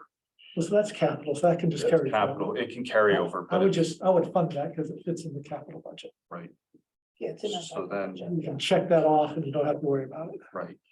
And it seems like it makes sense to deal with an operational override for operating for the school to put some distance between other things that come along, but can that get absorbed? And I don't know, I think this question about levy limit and how you do it is interesting. But it needs to be explained. Oh, yes, It that's needs to how be meeting really floor. carefully explained. I had a question. Thank you very much, Maureen. That's why you get paid the big bucks over there. If assessments are in, how much are they up? I mean, I think land value has gone up quite a bit. So that's why your tax rate went down. Right, Tax rate went down, So but our tax, The the dollar amount amount of paying stays the same. taxes went up. Right, right. but it's the percent, so we're, It was 3.2% increase this year. Yeah. Because it was 2.5 for the town and then the 0.7 for the school. right. mechanical question about the reserve funds. So our reserve fund, we kind of target 10% of our overall budget.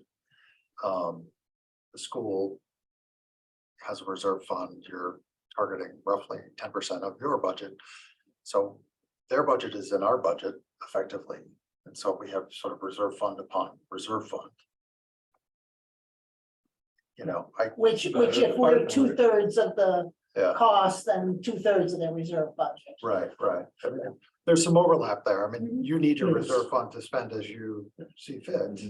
So I'm not, questioning that. It's just a matter of, a little bit of overlap there, so. So I always view this as sort of the separation of they are another like business. Yeah. That we contribute to as is Essex does. And so they really have to operate within their own circles. Although we obviously collaborate and get a lot of advice back and forth. But at the end of the day, what really happens is they give us a debt number and an operating number. And we have to fit that into our model, and it's year by year by year. Is But that Andy's right? saying, yes, but Andy's comment is that our reserve, 10% of our operating budget includes Their budget. The school. their budget. Which is So- half the budget, Technically, you could subtract that out. which is half Yeah. the budget. As you know, I Yeah, like to no. carry a bigger reserve, so I would not have any to that. So I'm arguing against myself, but But, yeah.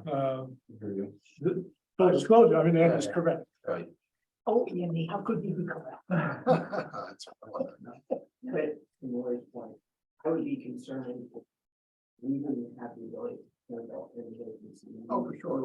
Right. Yeah. So, You need your reserve based on your financials. It probably more comes to our side. Do we really need to carry 10% of our portion of the school budget? Because, Right. Yes. As in our reserve fund. And it's a mechanical question, like if they have Yeah. 2 boilers blow up and a roof collapse, we're having a town meeting in the middle of November at Thanksgiving. Yeah. And I think we really tried to, over the years, model our thinking and our process around reserves around what we've seen in our conversations, so. Just in case others are listening. When we think about see fit, we really are using it to make sure we're not going back to that meeting, the town, that, the oops with the water line, the bridge issue, that. Yeah. What would become a 2-town debate if we had to go to 2 town meetings is something we can just manage and bring to a close rather quickly. Mike, do you have thoughts on this? Yeah, I just wanted to kind of second what Andy said, and I mean, it just seems 10% on top of 10%. And if the school district needs that 10% for the reasons they just said for the emergency capital vote, then it's just, maybe we need 8% on the town side, because then the cash is actually a little bit closer to where it needs to be at the end of the day anyways, right? I mean, Or what Andy's suggesting is we do the 10% on our operating budget and not include the school's operating budget. right, well, right, mathematically, I think we get to the same place, so yes, saying the same thing, different way, yes, exactly, Yeah. correct, agreed. We'll have to consider that. Yeah, I mean, it's shocking that sort of the reduction scenario, the first column, still results in a 5.37% Essex increase. that is shocking, and so that's the apportionment differential.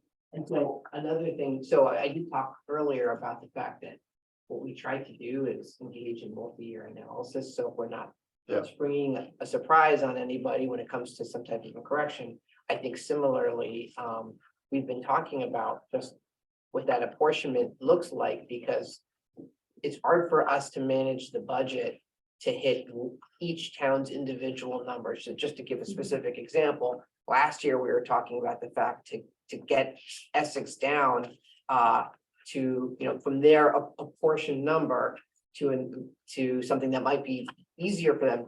We'd have to cut $3 for every $1, or get $3 for every $1 from our spending, just to get them that $1 of savings. So as a result, we really try to act that the communities hold us accountable for our average assessment and not for what happens with apportionment, which is really who's quote unquote riding the bus. I think it would be easier if, as the student headcount changes, we have people move from one town to the other. Could become one big town. Regionalized town. Yeah. Transportation is a little expensive right now, by the way, so. I'm sure. Bus drivers are hard to find. It's all right, everybody drives their kids to school.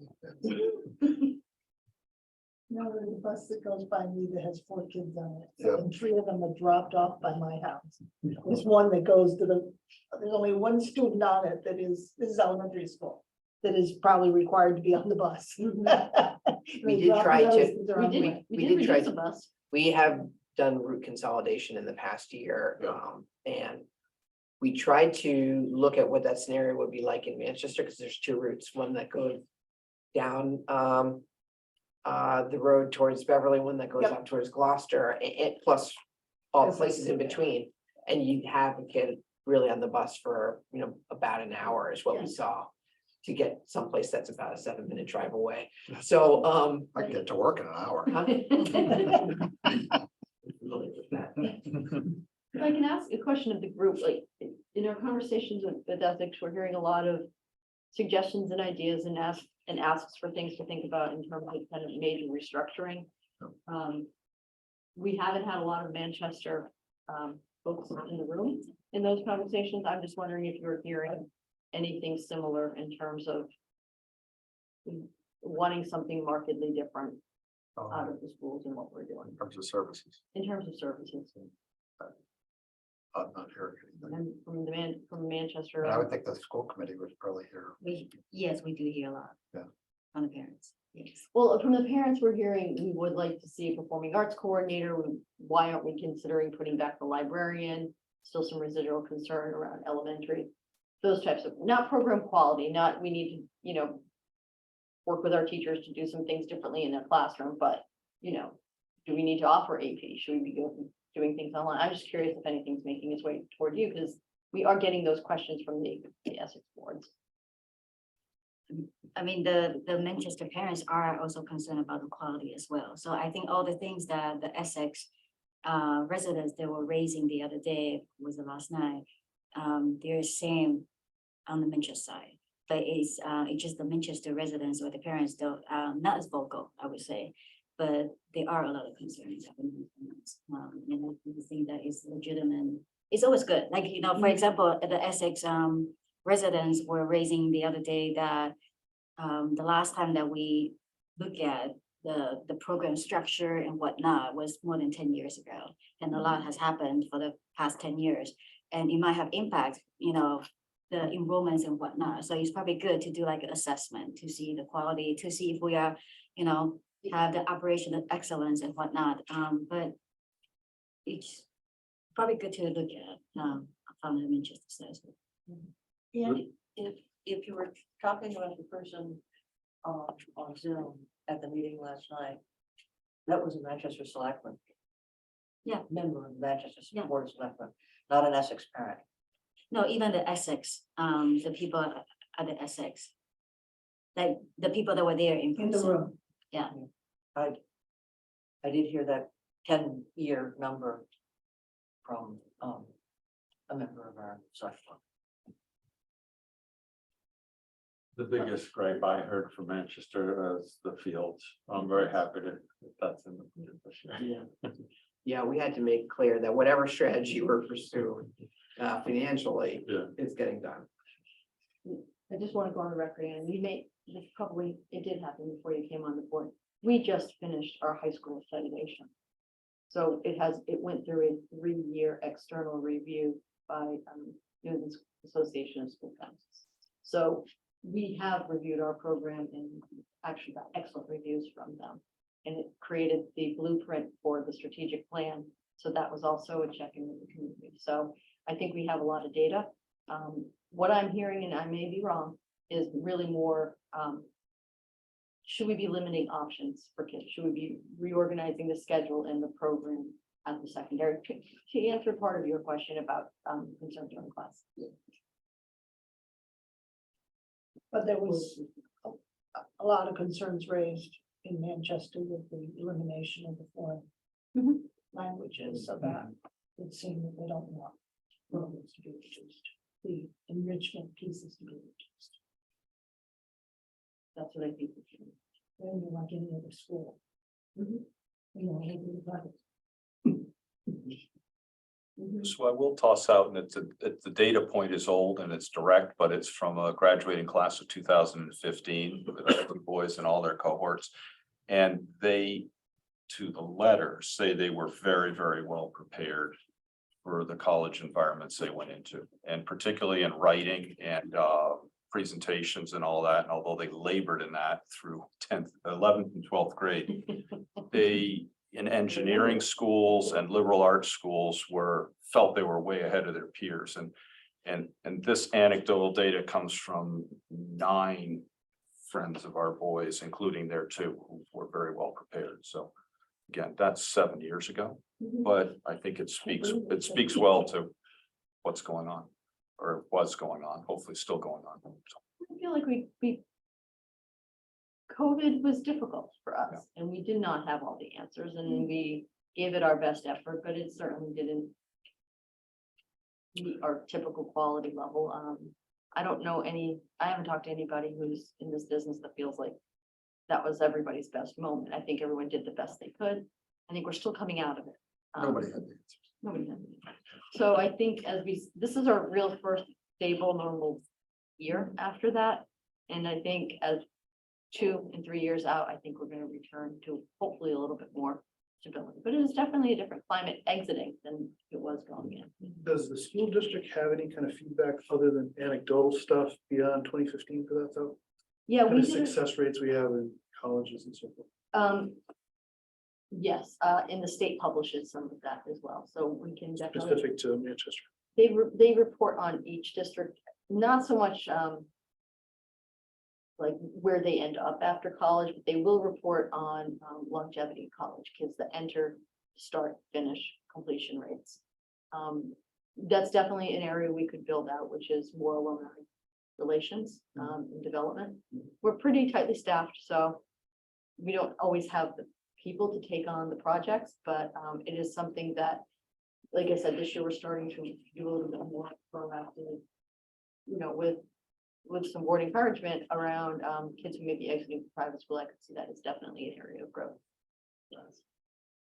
I think our strategic plan gave us a lot of feedback. That was toward the end of COVID when we were getting prepared to come out of it, and that was a lot around program and desire and what people wanted to see out of the district. And all indicators in that was some expansion and some reinvention of programming, and I think that's what we've tried to line up in the plan. So what, sorry if I missed it, but what has been the Essex feedback on the 2 scenarios?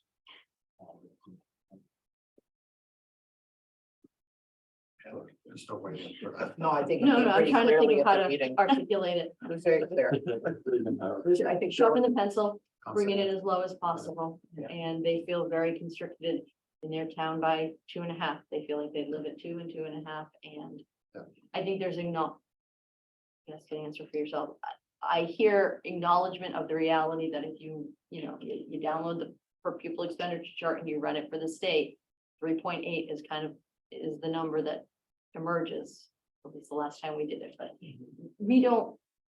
Any way you slice the data, we aren't moving in any different direction than any other school. We're not really putting up much higher numbers. We may have a year when we're 3.2 and a year that we're 4, and that seems to be pretty consistent. Whether you slice the data on our dark districts, on our high performing districts, we're all in it together. And enrollment's declining in most like communities. And even though enrollment's declining, costs continue to rise, because even though enrollment declines, healthcare is blind, to enrollment. You can cut some staffing heads, but the growth rate doesn't change, even though you may be able to slow the impact in real dollars of the growth. That rate change isn't going to change. The trajectory is the same. So we don't want to be like others in terms of performance. We don't want to be like everybody else, but to a certain degree, we're a public school system and we are running pretty comparably. But we're still getting really good results. But I look at some of these additions you're talking about, like reinstate late bus, I can't believe that would be a big issue. No, and it's probably, I mean, it's a very small number. I'm sure that, I mean, some of this is conversational for the Almost school everyone can committee. walk. The late bus is really about being able to move kids between Manchester and Essex. Yeah. So Essex does, Manchester has a very robust after-school program. We're working on equity and making sure everyone has access to the same programming. We're seeing, what I've seen since we've formally eliminated the late bus is more requests at the elementary for after-school busing, so we can do some shared programming. Like we have a shared play, and we're busing kids back and forth so they can have joint practices together. So, you know, to your point, Sarah, I think it's a fairly small number. Some of this is on here as conversation pieces for our committee. I think in general, they are, like you said, this is small number. We're talking about $10,000, $20,000 out of millions of dollars. So I think that on the Essex side, and also a lot of Manchester parents as well, what they want is not to to debate about the 10,000, 20,000. If they just want transparency, they want to understand what's going on and what we are really spending our dollars on the district. And I know that you guys are doing your best, and this is tough for Essex especially. And I think over time, like, once we, try to communicate and better, or try to show more analysis in the data. And that's why, Kathy last night mentioned about, the assessment. I think things like that doesn't mean the program cut. It will have the material for us to better explain how you are, programming the different schools, the different grades and whatnot. I think is that trust that I think people want to see, and I think Essex, especially nowadays, like is really tough, and that's why they're using. That's why even 10,000 seems like a lot, but I think in reality, it's really just they want better understanding of the numbers. So I want to get some input from the finance committee. We have 3.5% excess levy capacity. You can do some spending using excess levy capacity. You can go out and ask for an override at the ballot box. You've got the turf fields involved. Do you do that via debt exclusion or using reserves? And I think they're looking for feedback from us. Can I? Go ahead, Mike. Yeah, well, you probably know where I stand, but I mean, given the conversation with Andy's point, I mean, I think we could just target our reserves a little lower if the school district is going to keep their reserves at their balance, and it's just, you know what I mean? It would seem to me otherwise being a doubling up, so. Yeah, but we have a policy that we don't use reserves for operating costs, so we only can use them for capital items. So I don't think. Yeah, but that's a very gray area, because if you look at all the ins and outs of how cash actually gets into the reserve account, it's very opaque and amorphous. And at the end of the day, I would argue this is capital to capital, in the sense that if we're going to lower our reserves to keep their reserves higher, I get it's kind of a left pocket, right pocket. Well, as long as it's used for capital. I will push back pretty hard if we use reserves for operating. Right, so we dip into our reserves so that they can fund their capital. Yes, yes. you can Right, do that. so fine. But that would be a capital exclusion or something, wouldn't it? You don't have to. Okay. You could, instead of doing an exclusion, you could tap into your reserves, just like we use reserve in town capital. Right. But You could, the capital comes through as part of the operating budget. The school capital comes through as part of the operating budget. It's not it doesn't come through as a capital item. It's all part of one number. It's all part of one number, exactly. Are we just trading problems then? is that, Are we just trading problems? I think, Well, I I mean, think it would be the cap, it would be a one-time number, like, for example, you would be adding a stabilization line for 1 year only. That would, if you wanted to fund it through cash, not to fund our recurring operating spending, I think is the distinction that you're making. If I'm understanding. Well, so the 1.2 for the turf. We're 60% of that. or Yeah. Whatever. Instead of doing a debt exclusion for that, you could use your reserve. It's really Correct. 60%. What Greg just said is what I'm suggesting. So that doesn't give me heartburn. Yeah. I mean, I've got plenty of other uses for that 900,000 or whatever it is, but that's an option. Could you just do that one more time for me, because I'm not sure I'm understanding. Explain it. So they have I guess let's use the full number. You got 1.5 in capital request. Well, maybe I should stick with the. Because it's, yeah, let's stick with the turf. So they've got 1.2 million to spend on the 2 turf fields. So our share of that, 66%. Say 750, Is that, about 750. yeah, okay, so the 750,000, Comes out of our reserve. we could either tap our reserves and hand that 750 to the school to pay for that, or we could ask the voters to approve a debt exclusion, raise our level of taxation, which actually it wouldn't, because they're dropping it further than that, but now I'm getting a little into the weeds. So you could pay it from reserves, or you pay it by doing a bond and paying back the bond over 10 years. One time for the reserves. It would be a one-time hit. It's just keep it And it's- simple. One time cash to cash. It's cash out of our reserves going for their capital expenditure. I mean, Right. it's clean.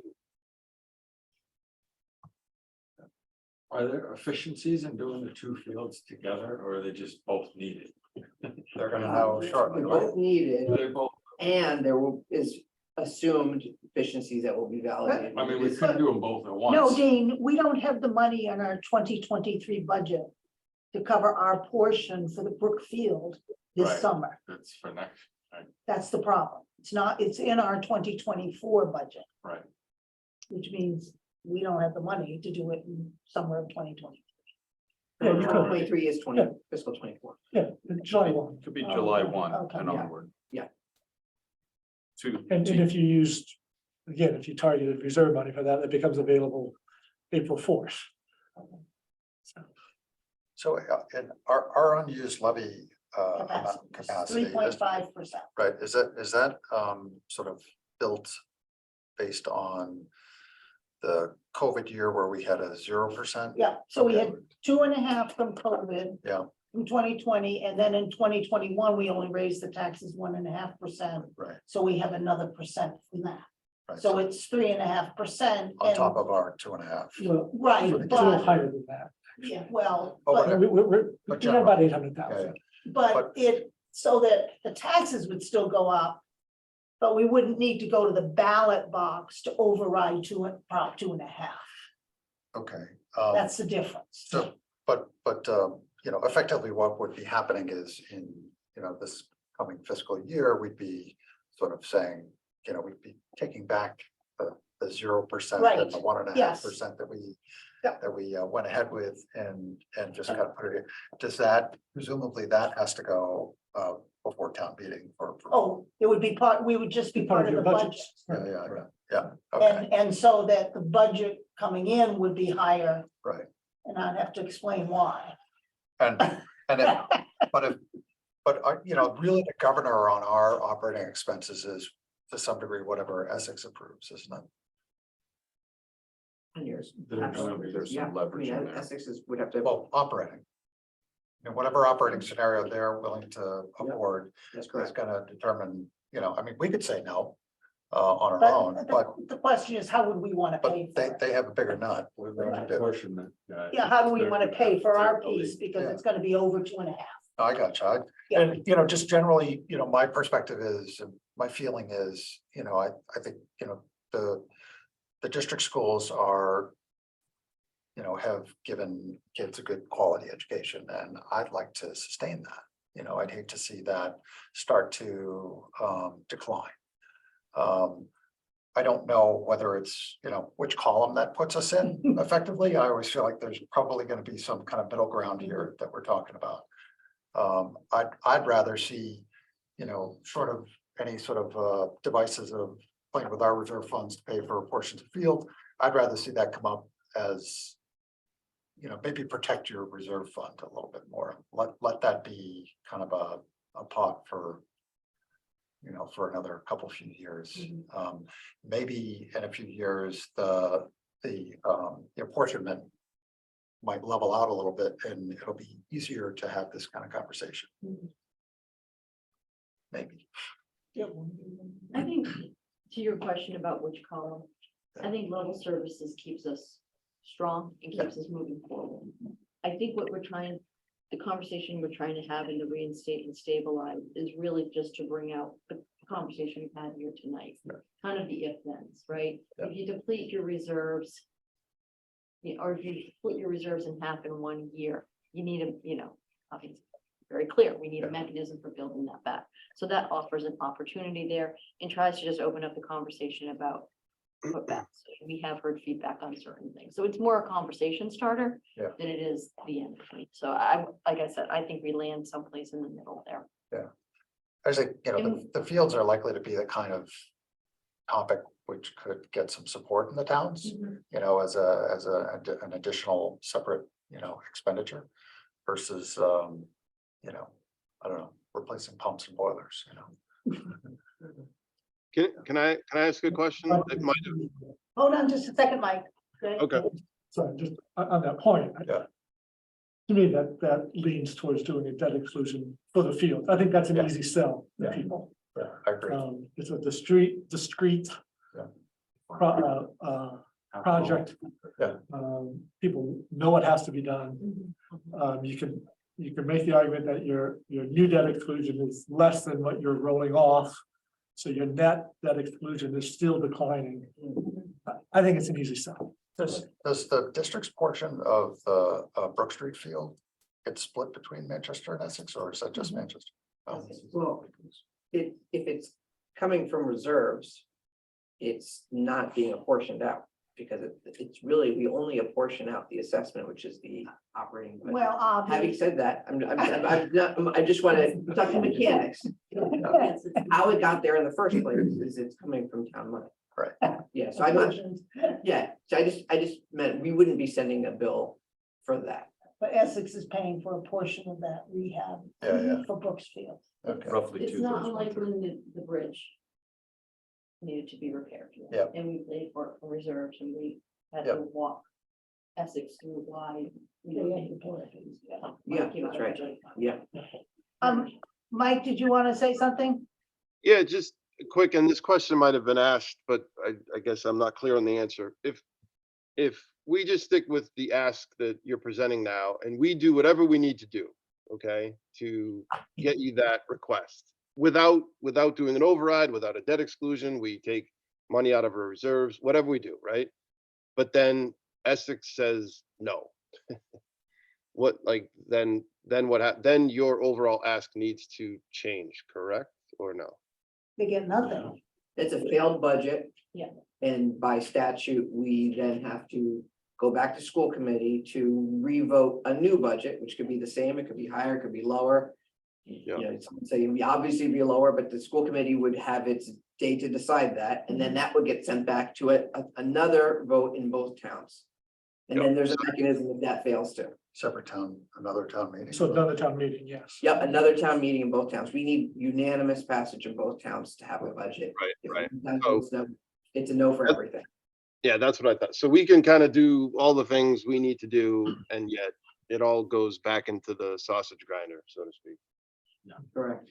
Yep, okay, thank you. There was one other caution about, the reason why I asked about both fields together is that they're in close proximity to our Lincoln Street well. And there may be some correlation with PFAS. Might be better to do one and see what spike that has on our well, or before we jump in and do both. That's just another thought before you go jumping in to do both fields with plastic. Well, I think with the, to get with the turf project, but I think they're using different materials for fill now. We did go to Concom. It should be. Yeah. Comcom doesn't pay attention. to And I people. would think that the I think latency they period. come up, they did ask quite a bit, oh, yes. You're right, that I was, know. No, it's a good point, yeah. Well, I thought that the only board said specifically that the materials that they're using do not contain PFAS. they did say that, they said that the bid requirements would require a certification that's put onto the construction firm or the supplier, so to speak, regarding that. Nevertheless, there are questions that get raised. They've done some work on that. They presented to the school committee. They also presented the same information to the Conservation Commission and to the Water Task Force in Manchester to say that the data is not supporting that connection, even though there's a lot of concerns. But yes, that's why they're putting in the certification on the suppliers to put the legal onus on them. yes. Great.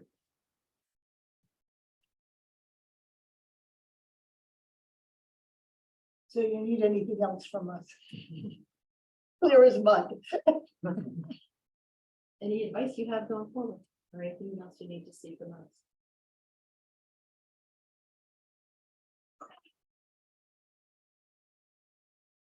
Yeah.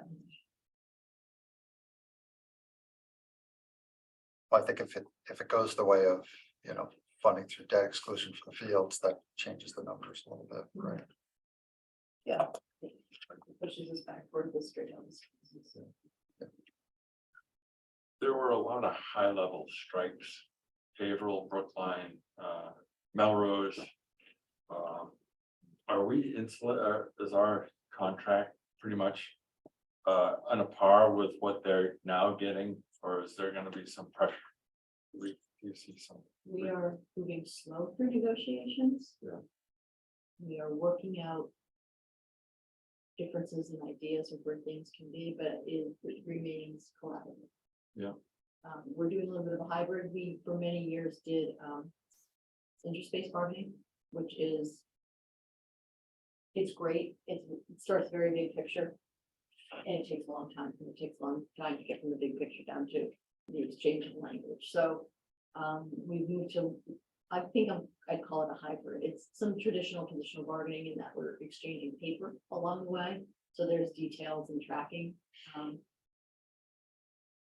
But at heart, we're a fairly collaborative group. So I think we're working toward understanding each other's positions and sides and trying to find a number that works with the long-term models.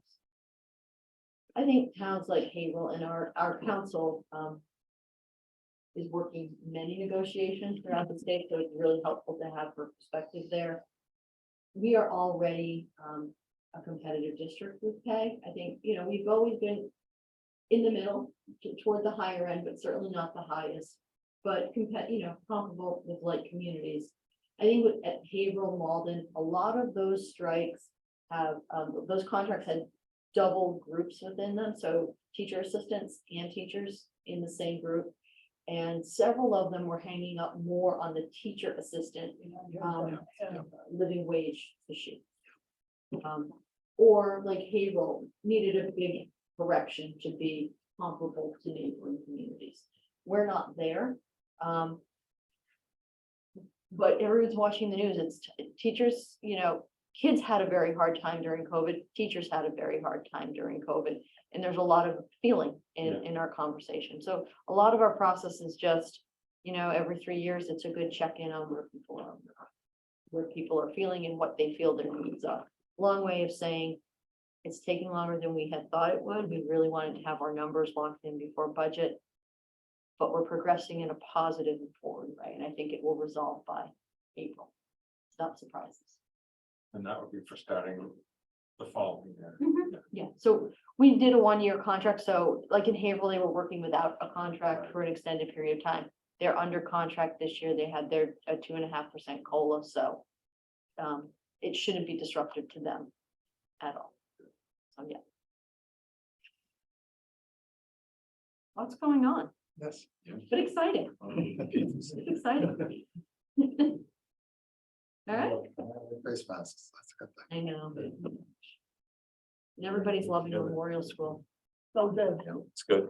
Yeah, Yeah. and standing invitation, if people haven't seen the inside of the building for a tour, we'd be glad to arrange for that, because it is great to see how it came out and Yeah. super thankful for the support. Good job. And we had a great committee and they helped, and the great project team between the project manager, construction firm, and the architect. We did well, we did well with the people who were helping us. I'm not taking credit, but I mean, we were fortunate. We've had situations where you sometimes get a project team member, it's difficult, or you get involved in debates or whatever. That ended up being a really nice success, and it's gonna come in cheaper than we expected, so that's always good too. The girls missed it by a hair.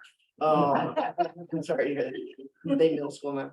What's that? Are they middle school now? One just graduated last year from high school, the other one's a junior. Thank you. Funniest thing about Memorial Schools, we had after COVID, we had the great, kind of the holiday concert where all the grade levels sing in the program. And if you remember from your days, we used to have police detail, fire detail, because you couldn't get everybody in that building, and there was that auditorium, Kappa Gymatorium. It was a beautiful thing. There was elbow room, space to spare. And You didn't need a fire detail? We didn't need a fire detail. We didn't need to park people all over the town. So it was great. It's really nice to see it. It's on. I think it has improved traffic flow, at least when I passed Oh, good. through there in times. The We lines don't are have as much shorter. queuing. Yeah. So good. A lot's gotten done. Thank you for putting up with all our questions. Yeah, thanks. Thanks for coming in. Thank you for your support. Yes. We really appreciate the support. It's an annual tradition. Yes. Yeah, running on the board.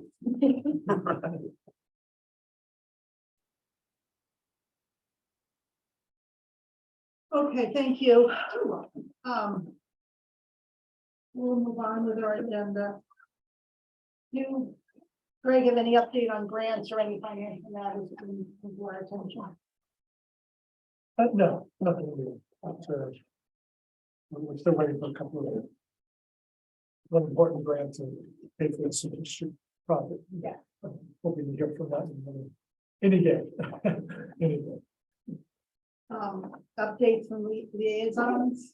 I guess you don't need to give us an update on the school. CPC, we're gonna meet on CPC next week. Yeah. Right, So, yeah, that's something else. the second, Yeah. before we do the town budget. Have you, thank you, have you seen the CPC spreadsheet yet? Yeah, you sent it I out. did send it, okay, wasn't I clever? I won't send it again then. I did post the agenda today for that meeting, so it's on the website. Next is minutes. We have minutes. From December, and I have a couple of changes. Are you on, Gail?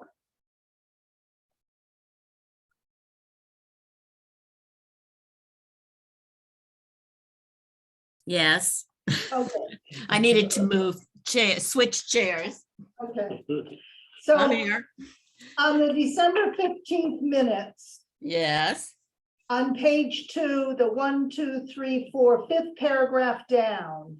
okay, You said that Ms. Mellish clarified that the district increase for Manchester is 3.31 and the district is not asking for more than the normal increase. You need to add to that, that was that Mr. Fetterspiel corrected me and that was a net figure and that the increase in the operating budget was higher than normal and can't be offset by the decrease in debt. got it. And then at the very end, page 3, the one that starts with Chief Cleary, Mhm. it says deflect spending 400,000, it should be defer. Okay, Anybody else have any changes to December 15th? I move to approve the minutes from December 15th. Do I have a second? Second. Dean will second. Take a roll call vote. Andy, Yes. Mike, Abstain. okay? Tom? Yes. Maury, Yes. and Sarah votes yes, And I vote yes. and Dean votes yes. Minutes from January 5th. I have one comment. On page 2, 1, 2, 3, 4, 5, the sixth bullet from the bottom. Facilities Department. After it says new department, a new line item hyphen, it should say ask for consolidated historical multiple building department maintenance accounts. It just says consolidated multiple, and I said asked for consolidated historical multiple. Got it. And then on page 3, the last bullet at the top, it says leaving 400,000 in the fund. It should say leaving 400,000 if ambulance 2 is repaired. And then the rest explains the discussion of that, Okay. okay? I read them for once. You did. Good job. Any other changes? I move to approve the minutes of January 5th. Do I have a second? Second. Andy seconds. I'll take a roll call vote. Yes. Andy, Maury, Yes. Dean, Yes. Tom. Yeah. Mike, Abstain. and Sarah votes yes. Minutes from January 12th. I just had one change, and that was down in the next meeting subject matter. You're missing the February 2nd meeting, which should say CPC in town. When you have Fix to- that. Well, at that meeting, it was set up for the 9th, but it later changed, but I guess we could, No, this says February 9th, public safety and with select board. oh, right. So that was the changed. meeting we changed it, Yeah, I think, okay, yeah. Yeah, you're right.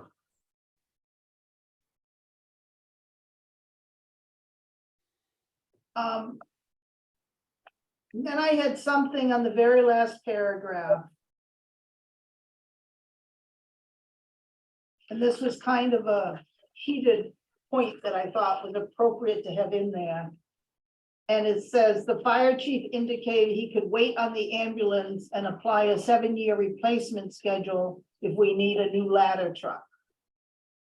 Am I right that he said that? He did say. He did say that. So I'd like that inserted. Okay. Tracks. Highlighted. It's our jaws, but what's our priority? Any more changes to the January 12th minutes? I move to approve the minutes from January 12th. Second. Tom seconds. Take a roll call vote. Yes. Andy, Yes. Maury, Yes. Dean, Yes. Tom, Yes. Mike. Yes. Okay, thank you. Sarah, Yeah, Sarah you're gonna says vote for that, yes? oh, Sarah says yes. Okay. Next meeting subject matter is, I just said, is CPC and the town budget. And then on the 9th, we talked about starting earlier. Yes, a joint meeting with select board, starting at 6 p.m. In order to have sufficient time to kind of come to agreement on the public safety staffing and then to approve the public safety budgets. Some of that was discussed last week. Yes, Yeah, I wasn't here for that. okay. That was. No, it was discussed on the 12th. So if you look at those minutes, it has PDF attachments with all the presentations. Yes, I have it. Okay, yeah, And this is for the 9th, correct? that's Sarah? for February 9th. Okay, 6 o'clock, I'm gonna have to be remote for that one. okay? Great, you leave us alone with them. I'll be present. You're technical support here.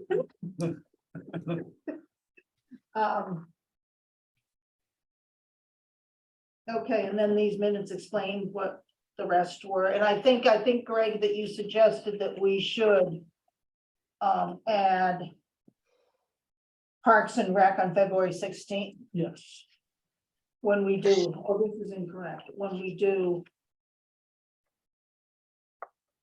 library and Board of Health. and Board of Health, yeah, For those three. and the Parks and Rec.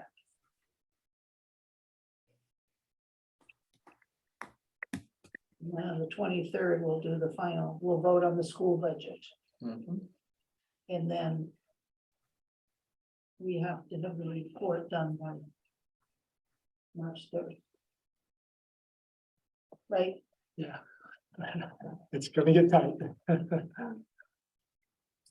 so I must start, maybe I should start working on that, and can you put it in SharePoint again? Sure. Good, but that worked really well. Yeah, that's good. Yeah. I thought it was gonna be difficult, but it worked out, it was very easy. Document that. Anything else people want to raise that I might not have anticipated? So just, so that the 9th meeting, that's where we'll kind of hash through all the capital requests relevant to fire vehicles and stuff like that. Yes, we'll do the staffing, we'll do the operating budget and the capital budget.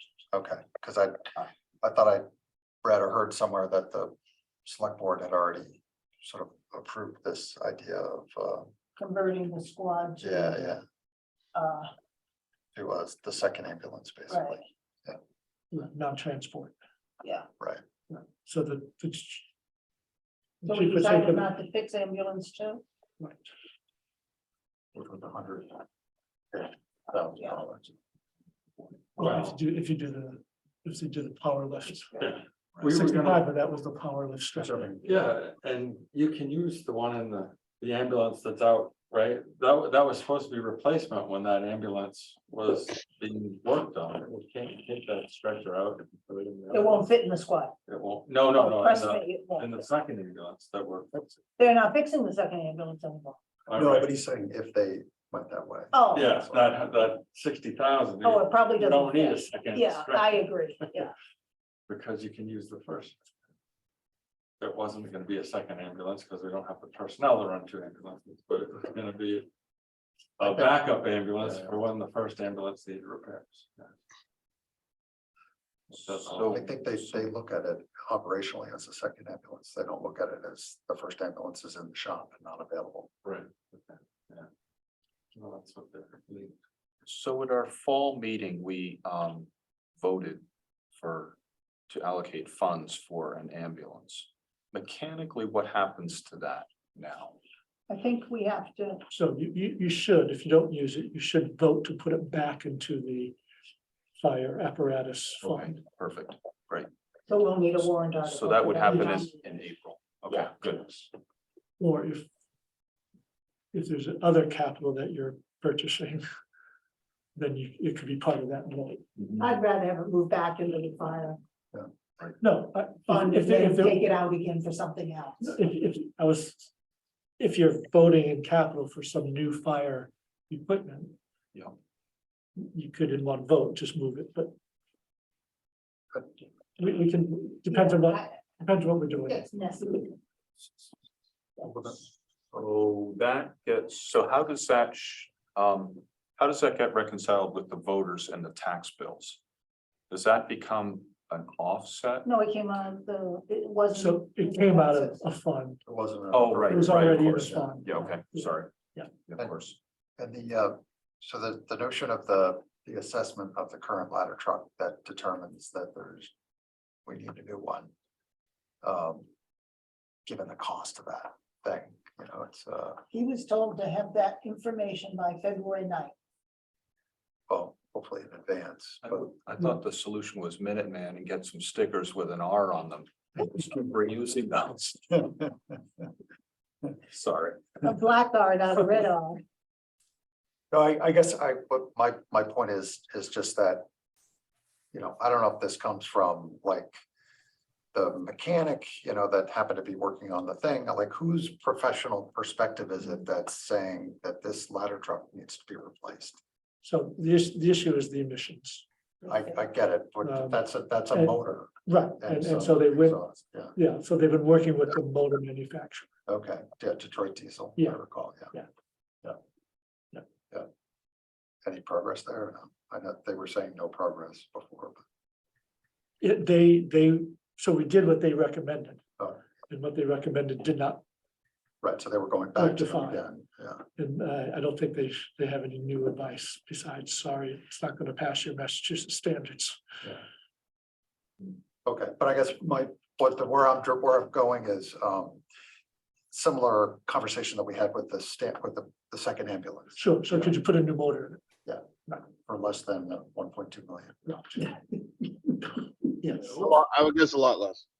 And I know there's other aspects to the ladder truck, including the ladder and, and some other hydraulics and all that kind of stuff, but it's just. I feel like we continually operate like a mushroom in a dark space when it comes to, how we proceed on making decisions for this kind of stuff. We have to have it. Oh, no, I guess we don't need it. Yeah, exactly. A 5-year We plan, need a or wait, long- a 7-year The plan. Need a squad multi-year car plan. is the solution of the future. Oh, no, it doesn't work. Andy, my metaphor is dog squirrel, right? Squirrel. Yeah, exactly. Distractions.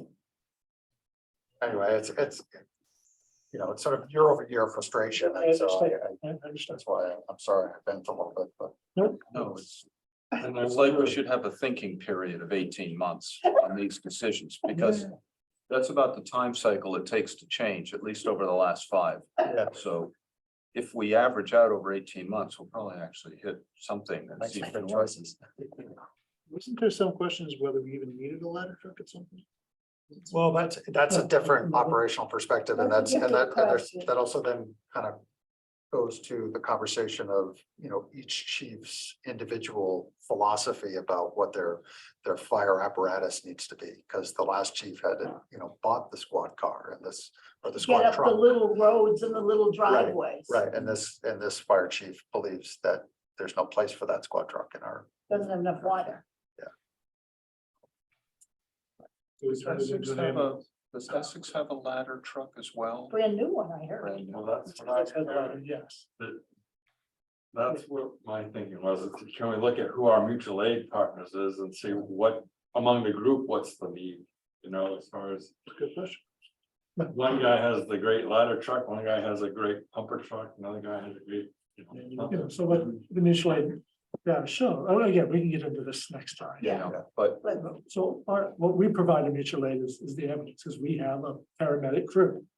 And that's a valuable resource. And that's what is used in our neighboring communities. So we go out to other communities on mutual aid with that ambulance, a fair amount. But that's not quite the same because it's reimbursed, right? Not necessarily. If there's no, The fire, No, you look at the numbers Yeah. and what we take in revenue does not cover the cost. they use the word revenue in a very positive light. It's basically cost deflection. Yeah. I mean, it's like 20%, maybe. Go ahead, Mike. I mean, I could be looking at it wrong. Greg can correct me, but even if we do get revenue back, say on an ambulance mutual aid call, I would believe that the fire department in that town or city we're going to, that's not how they're looking at it, right? They're just looking at it like, hey, we made a mutual aid call. These guys from the town next door showed up. That's a cool thing, right? Like they don't, right? They don't really care whether or not there's some insurance company that, gets billed and paid. It's more, they saw a Manchester ambulance come to them to help them. And that's, like you said, that's a good thing. So then obviously, hopefully in reverse, they look right mutual, right? So. Yeah, I was just making that note. That's something we provide, and then it would be okay for us to rely on someone else for a ladder truck, for example. yeah, right. Given that our ambulance calls are like 6 or 8 times our fire calls. I now know when I see the ambulance and the engine that it's a Oh, yeah. response to a, They all to a, do it. to a car. Vehicles are going to situation. everything. Yeah. Yeah. Um, Buy a pickup and send it along for less than. Do I have a motion to adjourn? So moved. I have a second. Second. Take a roll call vote to adjourn. Andy, Yes. Maury, Yes. Steve, Yes. Tom, Yes. Mike, Yes. and Sarah votes yes. Thank you a lot. All right.